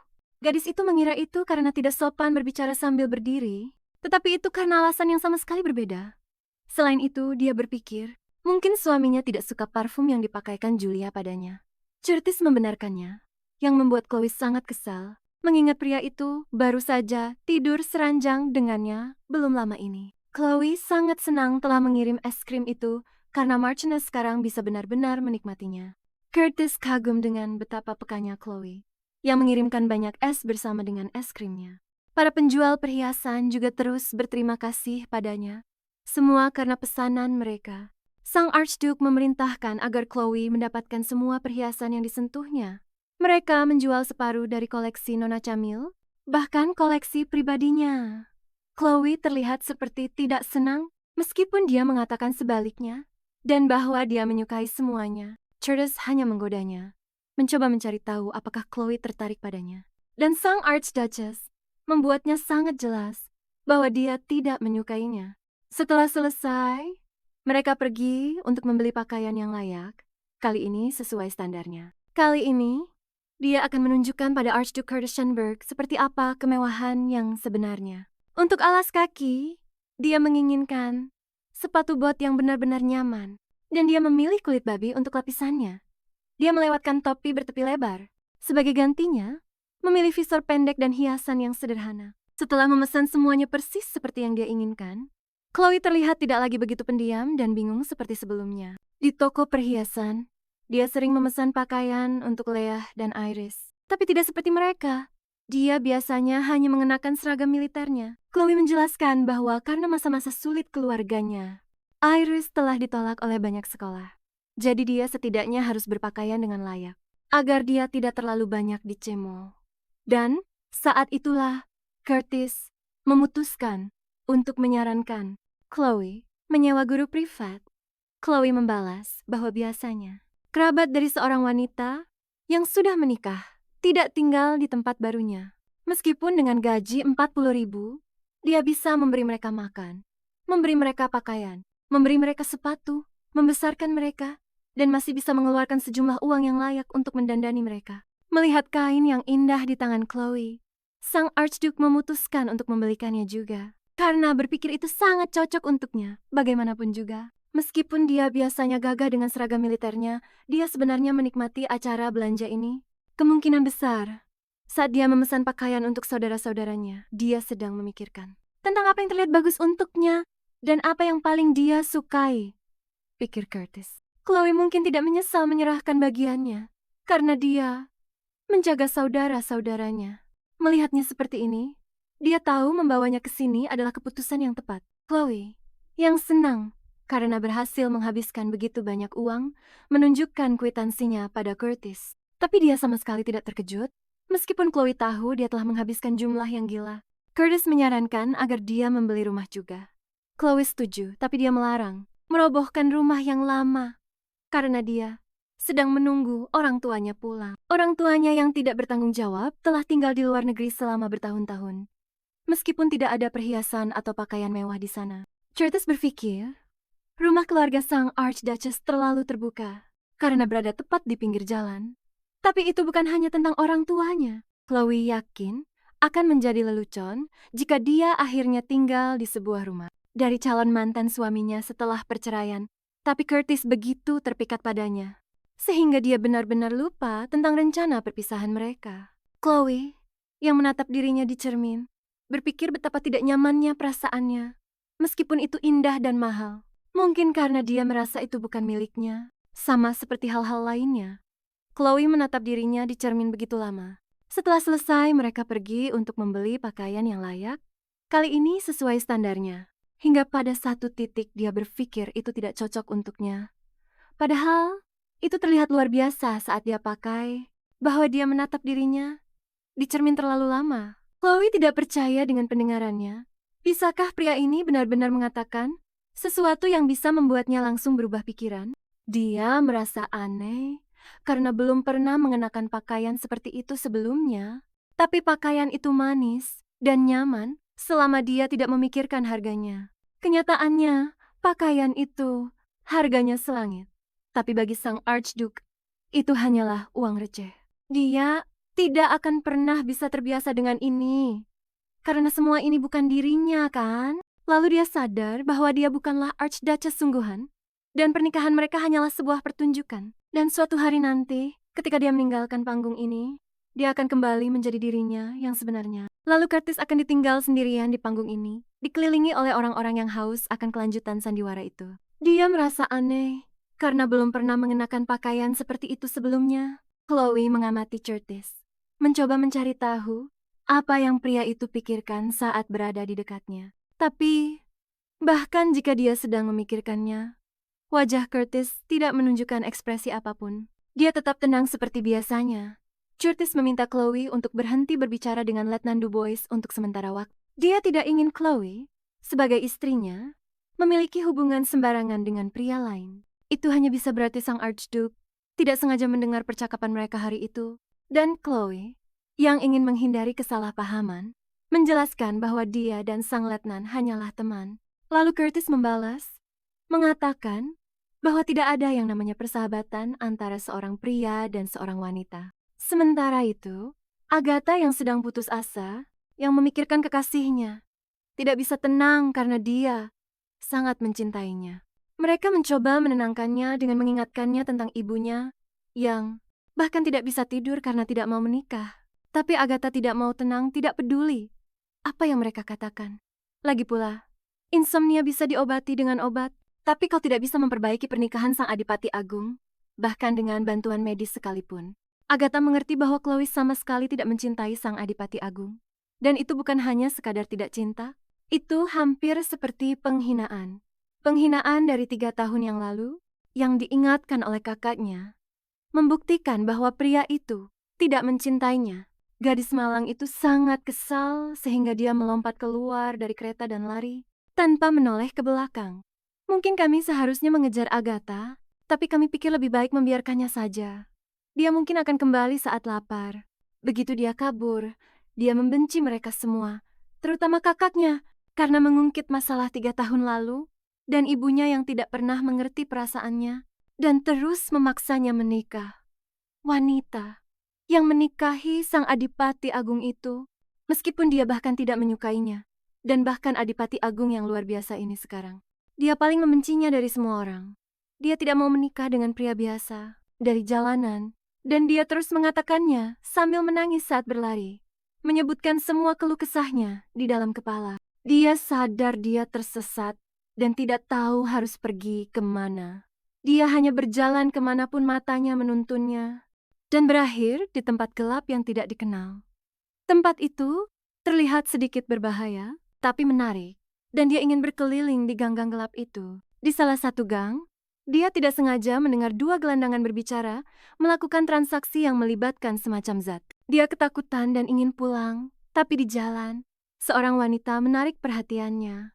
Menyipitkan mata menembus kegelapan, dia melihat pakaian wanita itu tampak seperti bangsawan. Itu adalah Isabel Glintran. Mengapa dia berada di tempat kumuh seperti itu tidak ada yang tahu. Dan Agatha bertanya-tanya, apakah mungkin dia seorang mata-mata? Agatha berpikir, perasaannya sendiri yang kacau. Lebih penting dari semua ini. Dan teringat Cortez. Dia bergegas pulang. Sementara itu, kembali di istana, Chloe Shanberg sedang menjalani kehidupan yang tenang tanpa beban apapun. Dia tidak tahu berapa lama ini akan bertahan, jadi dia hanya menikmatinya selagi bisa. Tapi, keadaan tidak damai untuk waktu yang lama setelah bulan madu, dan segalanya akan segera berubah. Di mana-mana, orang-orang berbisik bahwa pernikahan mereka mungkin hanya sandiwara. Pekerjaan dimulai kembali, dan mereka memiliki jadwal pertemuan dengan Laksamana Victor. Pertemuan itu sedang berlangsung. Karena Victor seharusnya menyampaikan pesan dari Yang Mulia, pernikahan Jenderal Shanberg membuat heboh para penjaga. Para ksatria terpecah menjadi 3 kubu utama. Beberapa merasa kasihan pada Chloe, yang lain mengira dia benar-benar jatuh cinta meskipun otaknya dangkal.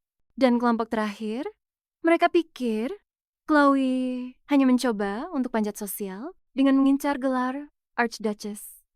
Gosipnya, situasi keluarganya berantakan dan dia tidak punya malu, hanya kekuasaan yang dia pedulikan. Tapi masih ada yang percaya Chloe hanya mencoba untuk mencari keuntungan dan pendapat mereka adalah yang paling umum.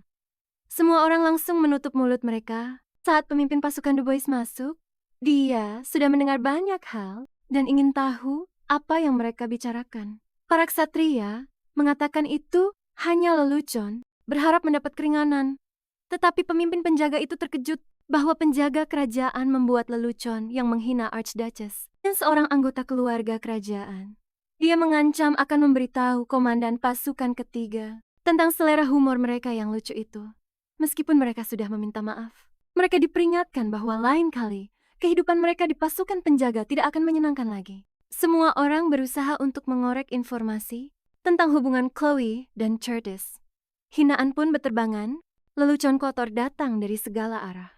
Du Bois masih memutar otaknya tentang mengapa Chloe menikah dan mengapa dia berseragam bukannya gaun yang memukau, dan apakah pantas untuk mengumbar urusan pribadi mereka ke seluruh dunia.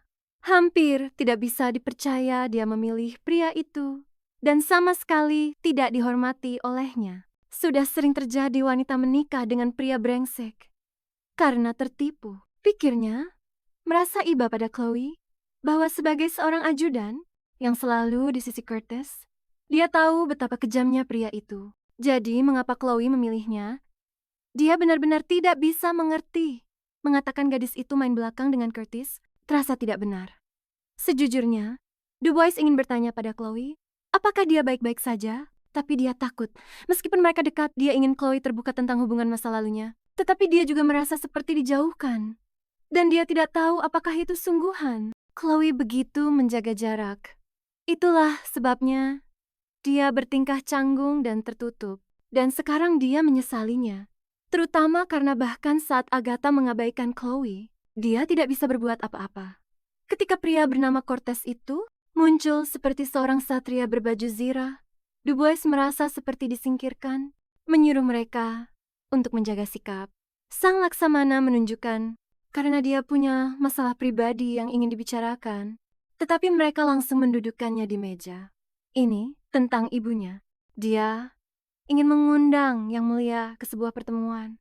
Seharusnya tidak sesulit itu, tetapi Yang Mulia, Sang Archduchess, menolak semua undangan.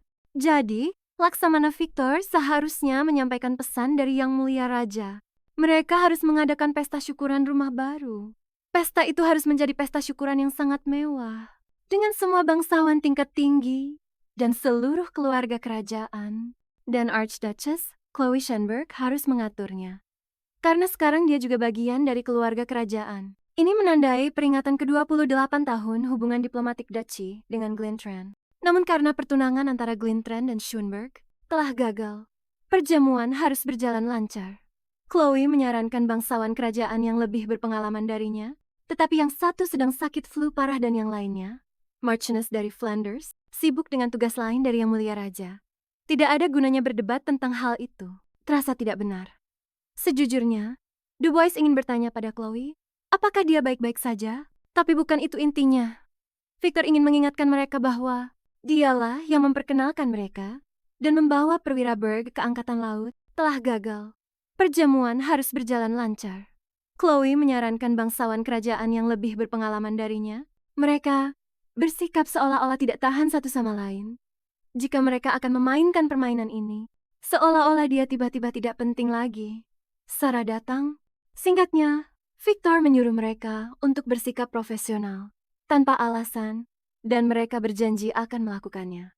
Jadi, lebih baik mereka mulai bersikap, seolah-olah saling menyukai. Hari itu adalah hari yang cerah dan indah, tetapi bagi Chloe dan Curtis, hari itu dimulai dengan sedikit berbeda. Pertama-tama, Curtis menyarankan kepada istrinya agar mereka bergandengan tangan untuk menghilangkan kecurigaan dari para penjaga.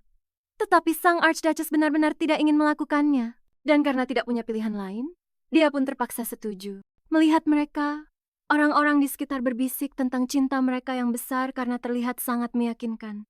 Sekarang, mereka mengikuti nasihat Laksamana Victor dan selalu berjalan sambil bergandengan tangan. Meskipun mereka sebenarnya tidak mau. Mereka tidak lagi menjaga jarak. Bahkan jika Yang Mulia Raja agak tidak peka, dia akan langsung mengetahuinya. Selain itu semua, Curtis memasang ekspresi wajah yang harus segera diperbaiki, atau rumor perpisahan akan mulai menyebar. Selain itu, Laksamana juga menyebutkan adanya kemungkinan perombakan.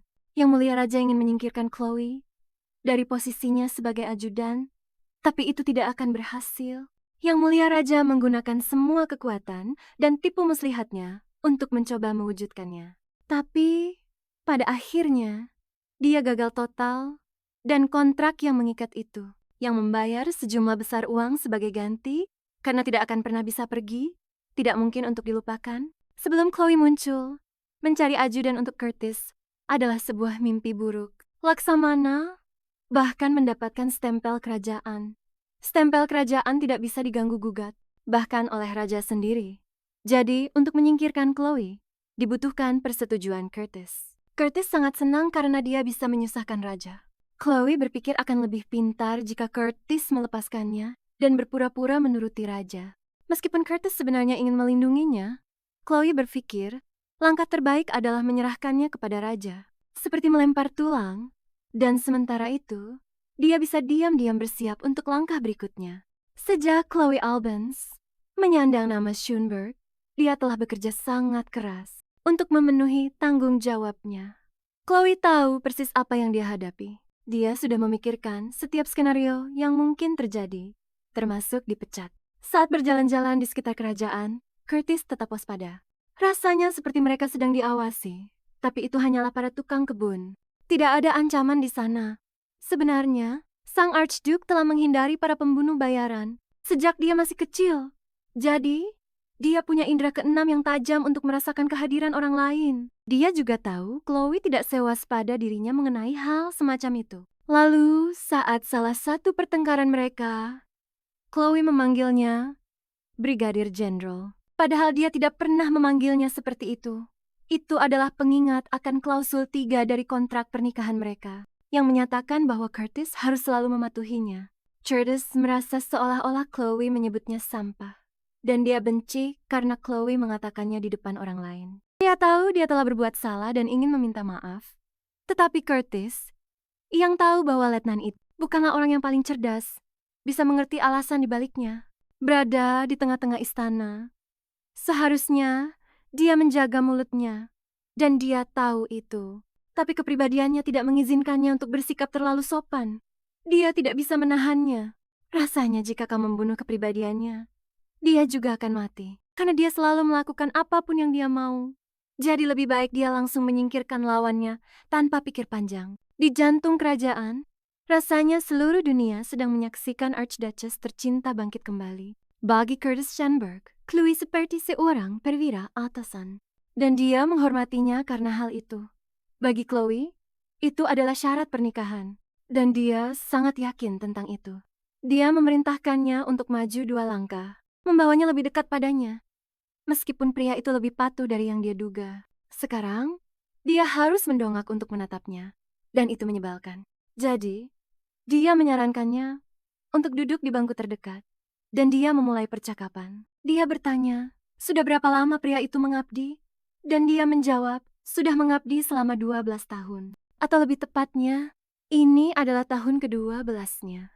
Sekarang, dia penasaran tentang berapa banyak pelatihan yang dijalani seorang prajurit baru sebelum ditugaskan ke sebuah unit. Dan itu memakan waktu 2 bulan. Dan sekarang dia ingin tahu, sudah berapa lama sejak mereka menikah? Dan ternyata baru 10 hari. Dengar, kita bisa sebut ini masa belajar, kan? Pemula membuat kesalahan, dan itulah kenapa dia meminta maaf. Dia tidak mengerti kenapa pria itu bersikap brengsek, menyalahkannya begitu keras atas kesalahan. Setelah dia yang memintanya untuk menikah, dia menyindirnya karena memperlakukan istrinya sendiri lebih buruk daripada prajurit baru yang masih hijau. Melihat betapa kesalnya Curtis, dia sudah hampir siap untuk mengembalikan cincin itu. Curtis meminta maaf karena telah bersikap kasar dan menyuruhnya untuk tidak melakukan itu. Lalu, tiba-tiba saja, dia menariknya ke dalam pelukan yang sangat erat tanpa menjelaskan apapun atau bahkan bertanya, apakah tidak apa-apa. Bahkan setelah Chloe melihat seseorang mengintai di belakang mereka, dia masih tidak mengerti apa yang sedang dilakukan Curtis. Dia bertanya-tanya apakah orang-orang itu bisa mendengar. Sekarang, dia harus mendongak untuk menatapnya. Dan itu menyebalkan. Sambil memeluk Chloe erat. Dia tahu wanita itu marah, tapi dia menyuruhnya untuk tidak menyia-nyiakan 1 dari 3 kesempatannya seperti itu. Tapi Chloe mengulangi perkataan kakaknya, Leia, yang selalu berkata, jika kau menyimpan sesuatu terlalu lama, itu akan jadi sampah. Hal itu membuat mereka tertawa. Dan dengan kepribadian seperti itu, Curtis tidak akan pernah bisa meninggalkannya. Bagaimana mungkin dia meninggalkan seorang duchess di hadapan raja, padahal dia tahu wanita itu akan dikerumuni? Saat dia membuka mulutnya, jadi entah itu Laksamana Victor atau siapapun, dia harus memainkan semua kartu yang dimilikinya. Bagi Chloe, kata-kata itu terdengar seolah-olah dia akan melindunginya, tapi apapun yang dipikirkan Chloe, dia bersumpah tidak akan melemparkannya kepada saudaranya seperti umpan. Dia lebih baik menghadapi konsekuensinya sendiri. Chloe tidak percaya kata-kata itu ditujukan untuknya. Rasanya kata-kata itu milik orang lain, sementara orang lain sedang menguping saat itu. Mereka saling mengerti dan berpelukan lebih erat lagi saat mereka masih diawasi. Chloe menyarankan agar Brigadir Jenderal berlutut dengan satu lutut untuk meresmikan hubungan mereka. Dia tahu pakaiannya akan kotor, tapi saat itu dia tidak peduli. Dia memang tidak pernah bersikap normal di sekitar Chloe. Caranya termakan umpan. Bagaimana kata-kata itu menusuknya dan membanjirinya dengan emosi, semua itu tidak penting. Curtis melakukannya tanpa berpikir, seolah-olah dia telah sepenuhnya menyerap ajaran sang jenderal, dan sekarang mereka harus berpegangan tangan. Karena semua orang tahu mereka sudah menikah, jadi tidak ada yang perlu dimalukan. Adipati Agung Schönberg kini telah mengabaikan perintah raja untuk memberhentikan Letnan Chloe untuk keempat kalinya. Tapi dia tidak peduli jika itu yang kelima atau keenam. Sebagai pangeran dari keluarga Ivanis yang menggunakan hak hukumnya, dia menolak raja. Raja tidak bisa mempercayai istrinya untuk mengatur perjamuan, takut istrinya akan mengacaukannya dan mempermalukan mereka. Kita sedang membicarakan resepsi diplomatik, dan sang Adipati Agung akan tetap menjadi letnan di pengawal kerajaan. Dan menurut kode militer dari keluarga penguasa, Evans mematuhi perintah Curtis. Dia tidak menyangkal bahwa dia akan memenuhi tugasnya sebagai seorang pangeran, tapi hanya sebatas dalam disiplin militer. Saat ini, raja tidak bisa berbuat apa-apa karena dia hanya akan memperburuk keadaan. Kata-kata Chloe tentang melemparkannya kepada raja juga benar, tapi kemudian dia tidak akan melihat ekspresi gila di wajah raja. Dia berpikir pelukan kemarin dengan Chloe hanyalah reaksi refleks terhadap lonjakan kesenangan. Mungkin Curtis akan memberi Chloe bonus untuk itu dan pergi berbelanja dengannya. Dan karena percakapan dengan raja sudah selesai, dia menuju pintu keluar, mendengar teriakan di belakangnya. Jangan kembali. Ya, sekarang setelah semuanya sejauh ini, yang tersisa hanyalah benar-benar membuat raja kesal. Tapi suasana hati Curtis yang baik tidak bertahan lama. Bertemu dengan orang-orang bodoh ini merusak segalanya. Mereka membicarakan bagaimana Curtis, tuan prajurit bersih, telah menyentuh tangan orang lain, dan bahwa dia dengan sukarela memegang tangan seseorang. Dan orang itu adalah Chloe Evans. Dan itu melanggar aturan. Memperkenalkan Letnan Erza Dubois dan Kopral Sarah de Tornia. Dan kejahatan yang sebenarnya di sini adalah kecantikan Letnan Avons yang luar biasa. Sedikit berlebihan dengan komentar tentang istriku. Dan ucapan selamat atas pernikahan kami itu terlalu akrab. Mereka meminta maaf dan berjanji akan bersikap lebih baik. Tapi Chloe menyuruh mereka untuk santai saja, karena tahu mereka hanya teman. Kapten Tournay berbicara kepada Letnan Avons tentang masalah pribadi. Masalahnya, ibunya, Countess de Tournay, sangat ingin menyapa Archduchess secara pribadi. Ibunya mengirimkan 2 putrinya ke militer, yang merupakan suatu kebanggaan besar.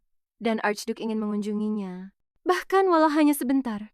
Dan karena Cortez akan mengawalnya, dia bertanya pada Chloe, apakah tidak apa-apa jika dia menggandeng lengannya? Ini baru hari pertamanya kembali bekerja dan waktunya terbatas, jadi mereka bergegas. Hari pertama kembali bekerja setelah pernikahan ternyata sangat tenang. Dan Chloe sedikit bersantai duduk di kantornya.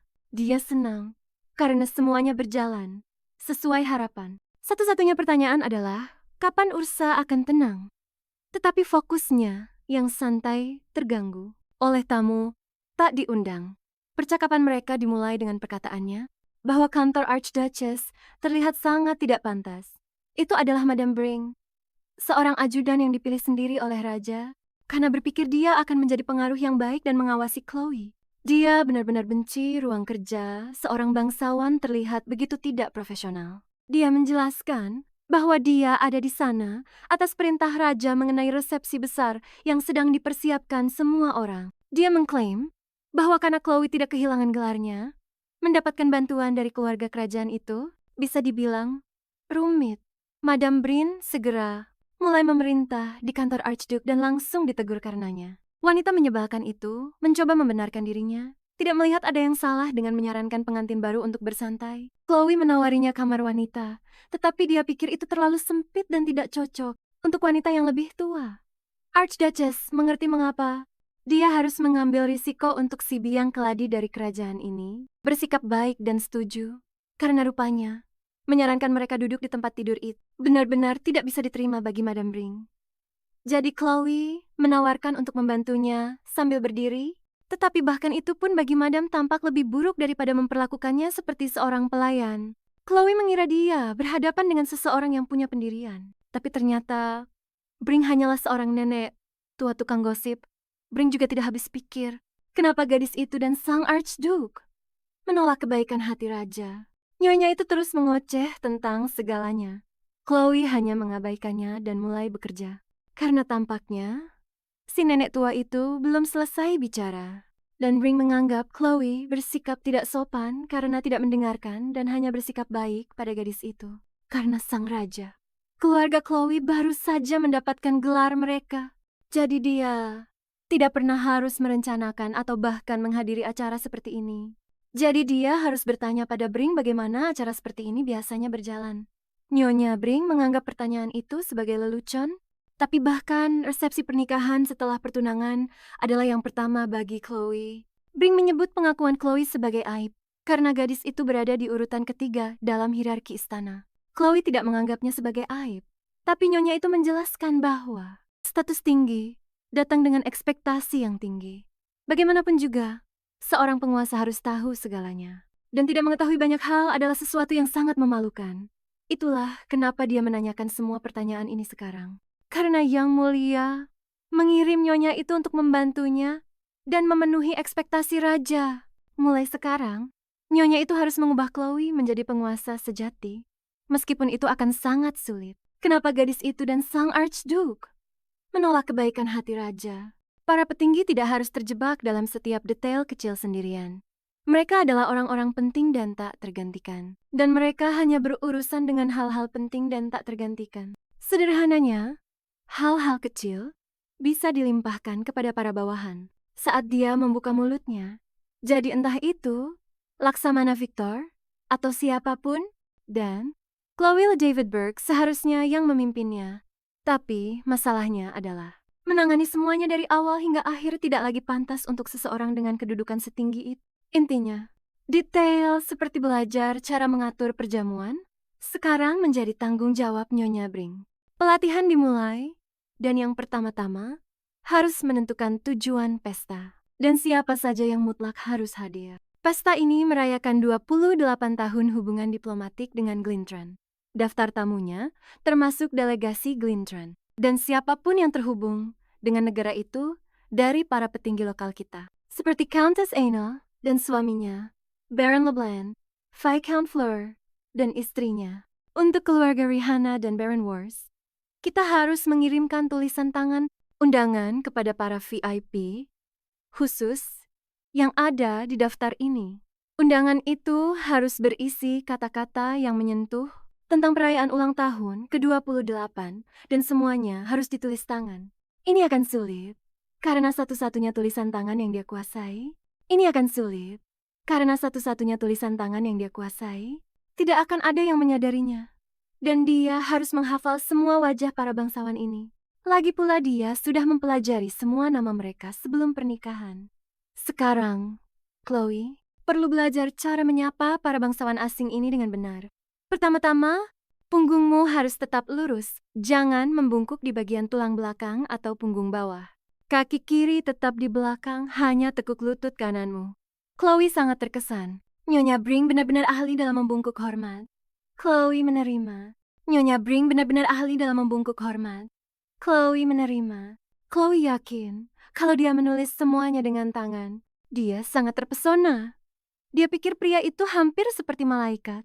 Sebenarnya, Adipati Agung mengatakan bahwa dia berencana pergi ke arsip kerajaan sendiri. Urusan negara bukanlah permainan anak-anak, itu adalah acara-acara penting, jadi tentu saja harus didokumentasikan. Chloe tidak mengerti mengapa Curtis membahas hal ini, karena dia yakin Letnan Noel telah menyalin semuanya. Lalu Adipati Agung menyuruhnya berhenti memuja-mujanya dan mulai menghafal setidaknya satu huruf darinya. Dan Chloe membalas bahwa dia hanya terlalu rewel dan bahwa dia bisa belajar satu atau dua hal dari Letnan yang menyalin semuanya dengan tangan. Dan juga, Noel tidak memaksa siapapun untuk bekerja lembur dan dia lari untuk mencoba belajar sesuatu. Apapun itu, saat sang Archduchess sibuk berlatih membungkuk hormat, Bring memutuskan untuk menanyakan sebuah pertanyaan yang sangat penting baginya. Dia ingin, jadi tentu saja harus didokumentasikan. Chloe tidak mengerti mengapa Curtis membahas hal ini. Gadis itu memutuskan untuk berhenti main-main dan menjawab dengan jujur. Dan jawabannya adalah tidak. Kemudian Nyonya itu mencoba menjelaskan bahwa dia hanya dengan tulus mencoba membantu. Yang mana itu benar? Karena jika dia ingin menjilat sang raja, dia bisa saja memberinya informasi palsu dan membuatnya terlihat seperti orang bodoh. Tahu, apakah cara dia diperlakukan adalah pujian dan kerendahan hati yang tulus. Tapi dia punya rasa tanggung jawab, dia benar-benar sesuai dengan reputasinya. Itulah sebabnya Chloe meminta maaf kepada Nyonya itu yang hanya mencoba melakukan pekerjaannya dengan jujur. Chloe menghormati Yang Mulia karena dia juga merupakan rakyat Ivanus. Tapi Bring tidak mengerti apa maksudnya. Dia baru saja akan mengatakan bahwa Bring ada di sini khusus untuk membentuk dirinya yang tidak tahu apa-apa menjadi seorang penguasa yang layak. Pelajaran menari berlanjut.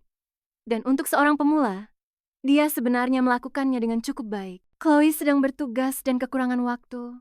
Tetapi Madam tidak bisa membiarkan Avon ditempatkan dalam posisi yang canggung. Mereka hampir saja bertengkar.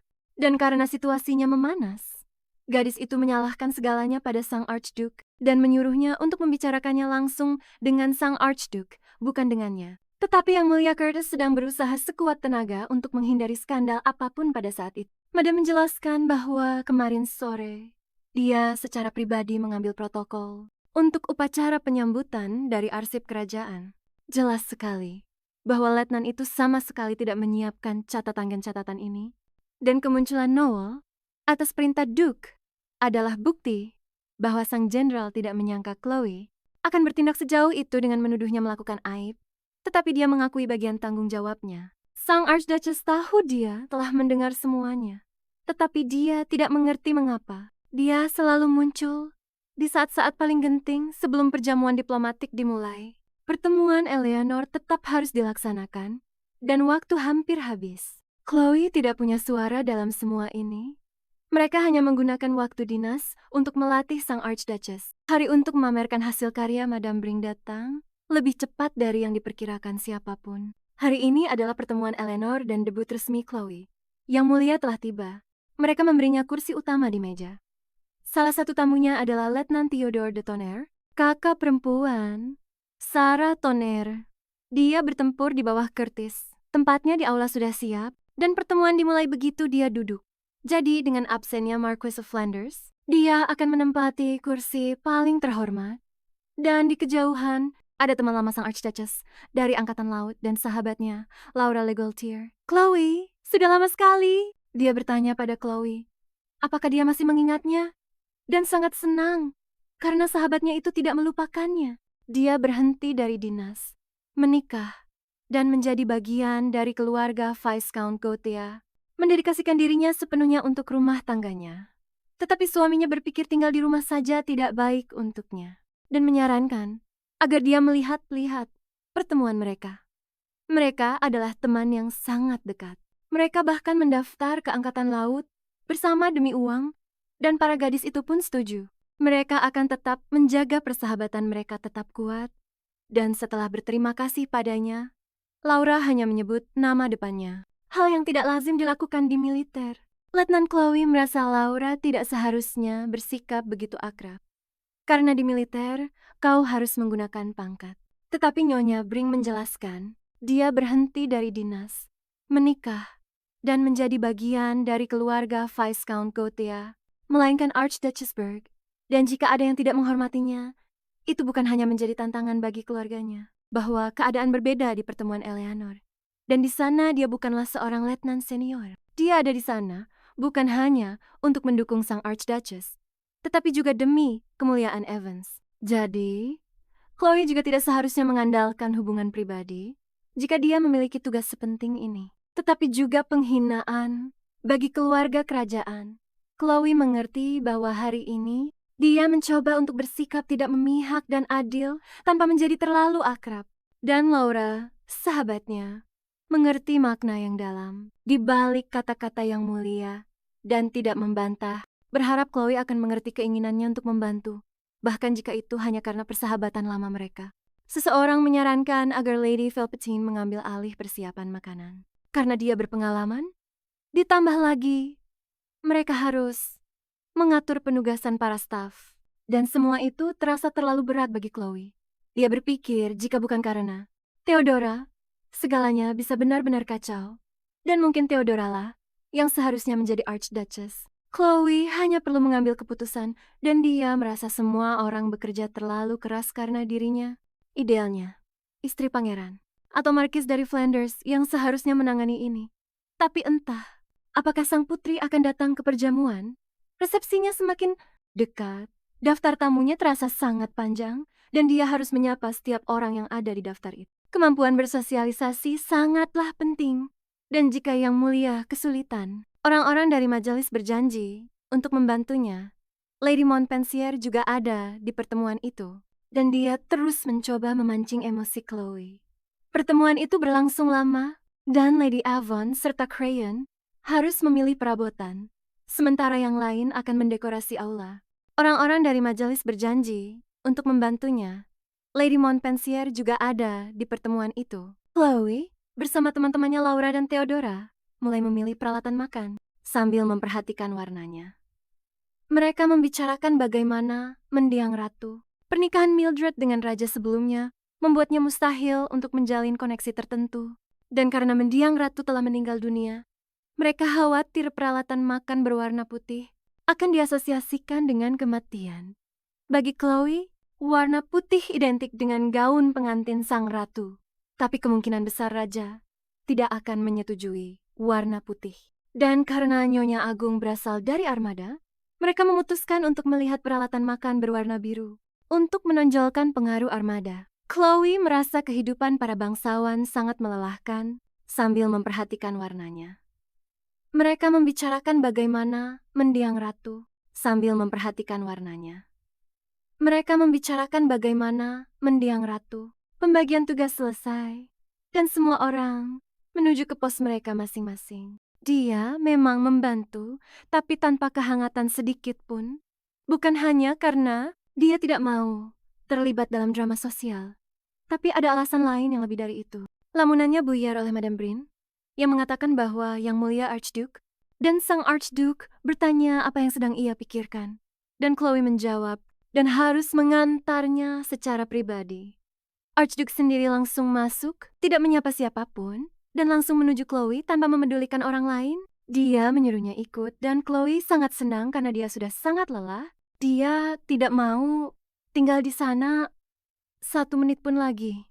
Setelah berpamitan kepada Theodora, dia berjanji akan menangani sisa urusannya sendiri. Kini saatnya untuk latihan menari. Madame Brent yang mengajari mereka terus-menerus, terburu-buru, dan mempercepat temponya. Ketika Chloe bertanya apa yang ingin dibicarakannya, sampai menariknya dari tugas-tugasnya, dia bilang itu hanya tentang seorang pelayan yang kabur, tapi itu hanyalah sebuah dalih. Selama pelajaran menari, mereka punya banyak waktu untuk mendiskusikan kesalahpahaman yang muncul selama masa dinas mereka, dan juga semua rasa cemburu yang mereka rasakan satu sama lain, meskipun mereka berusaha menutupinya. Archduke sambil memeluk Chloe erat saat menari, bertanya apakah dia cemburu padanya. Selama pelajaran menari, mereka punya banyak waktu untuk mendiskusikan.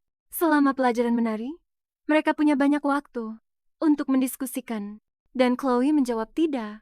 Tapi karena tahu yang sebenarnya, dia meminta Chloe untuk tidak cemburu. Chloe berpikir bahwa jika dia tidak sedang bertugas, atau jika Sarah atau Theodora pensiun, dua wanita di pasukan penjaga itu terlalu berlebihan.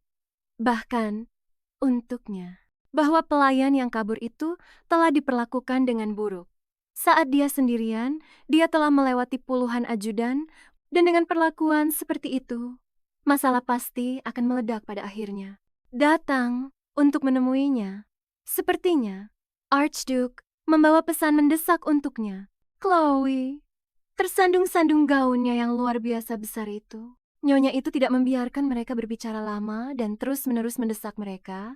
Dia memarahi Cortez karena membuatnya mengenakannya, mengatakan dia bisa saja melihat para pelayan dengan gaun mereka. Tidak pernah memberi mereka istirahat. Tarian ini sangat cepat, di sana-sini. Tetapi Chloe menemukan waktu untuk mengobrol.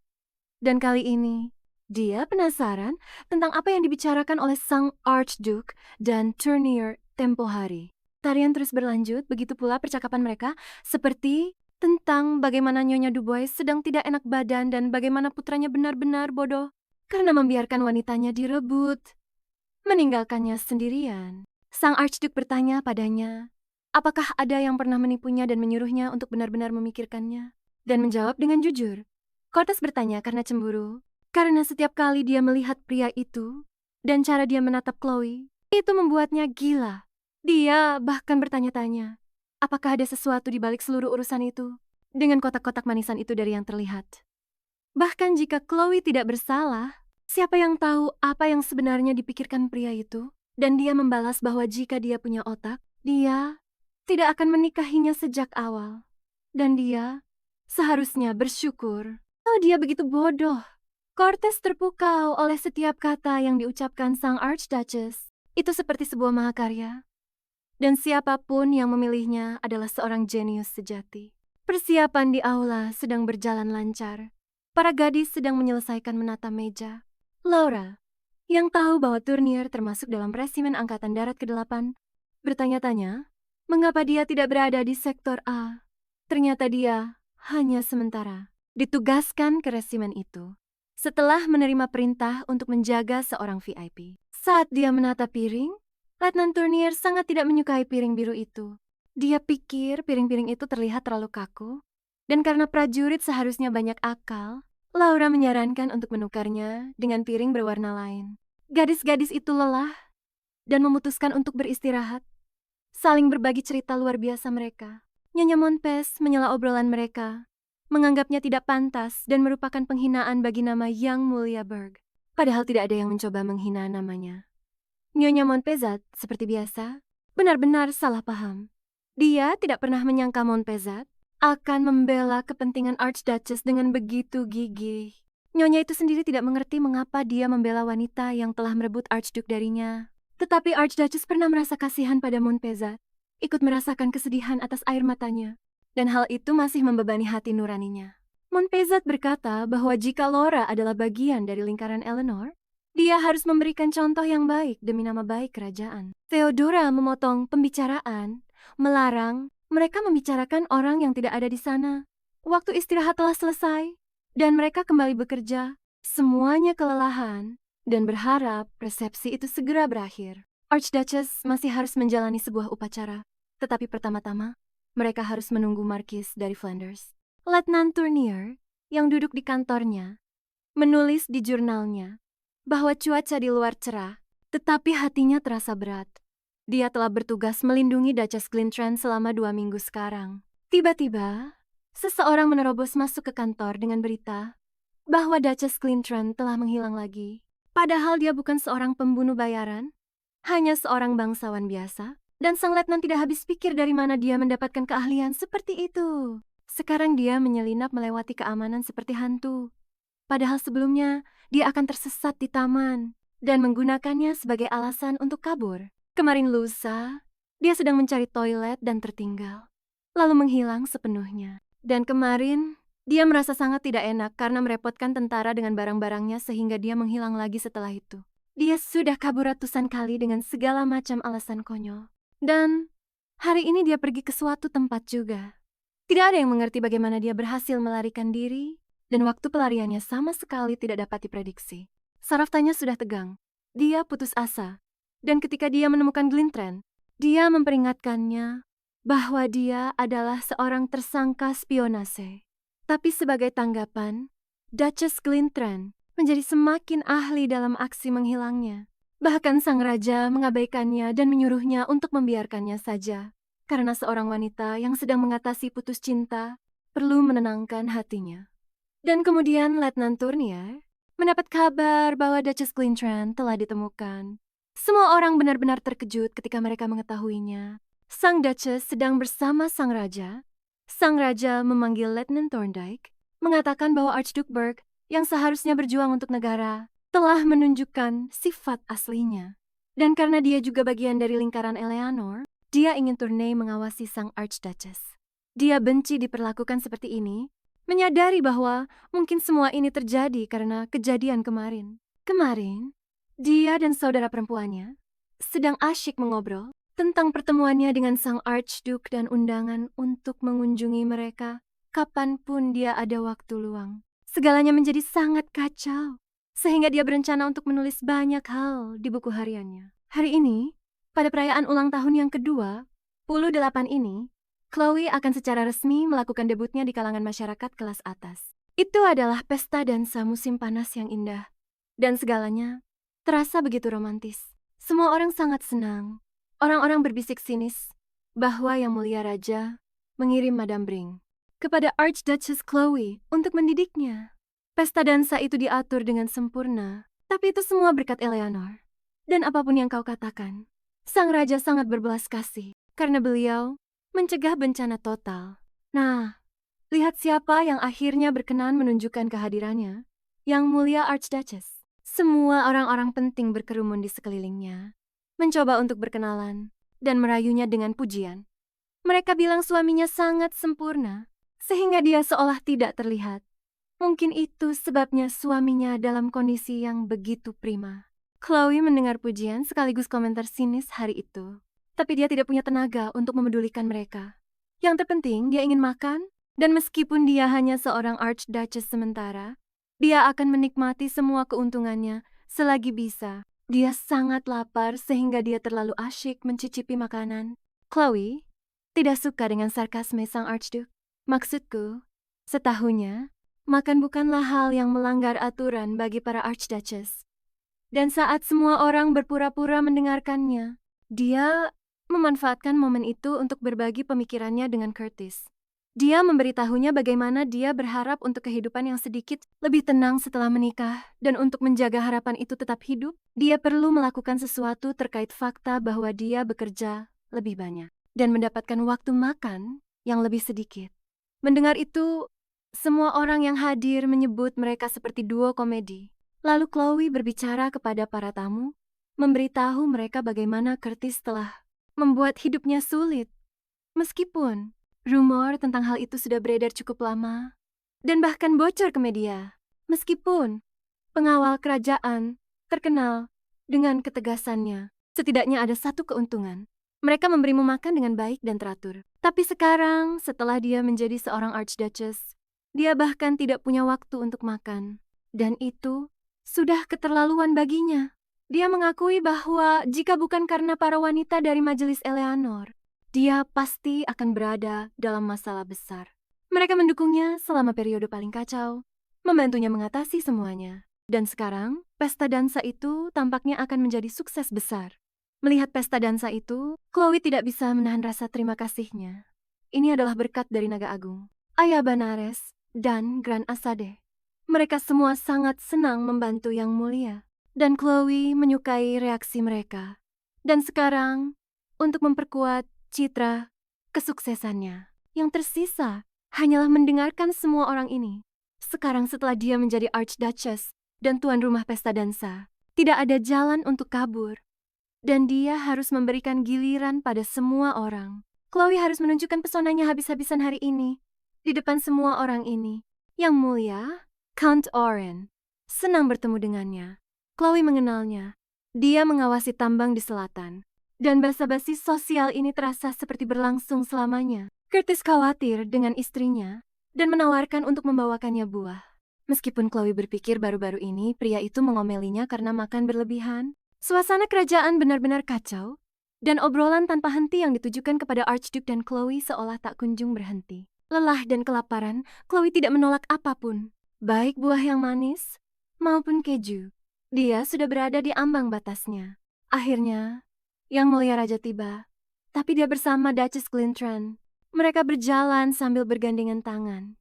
Dengan senyum yang terpampang di wajah mereka, terlihat sangat mesra.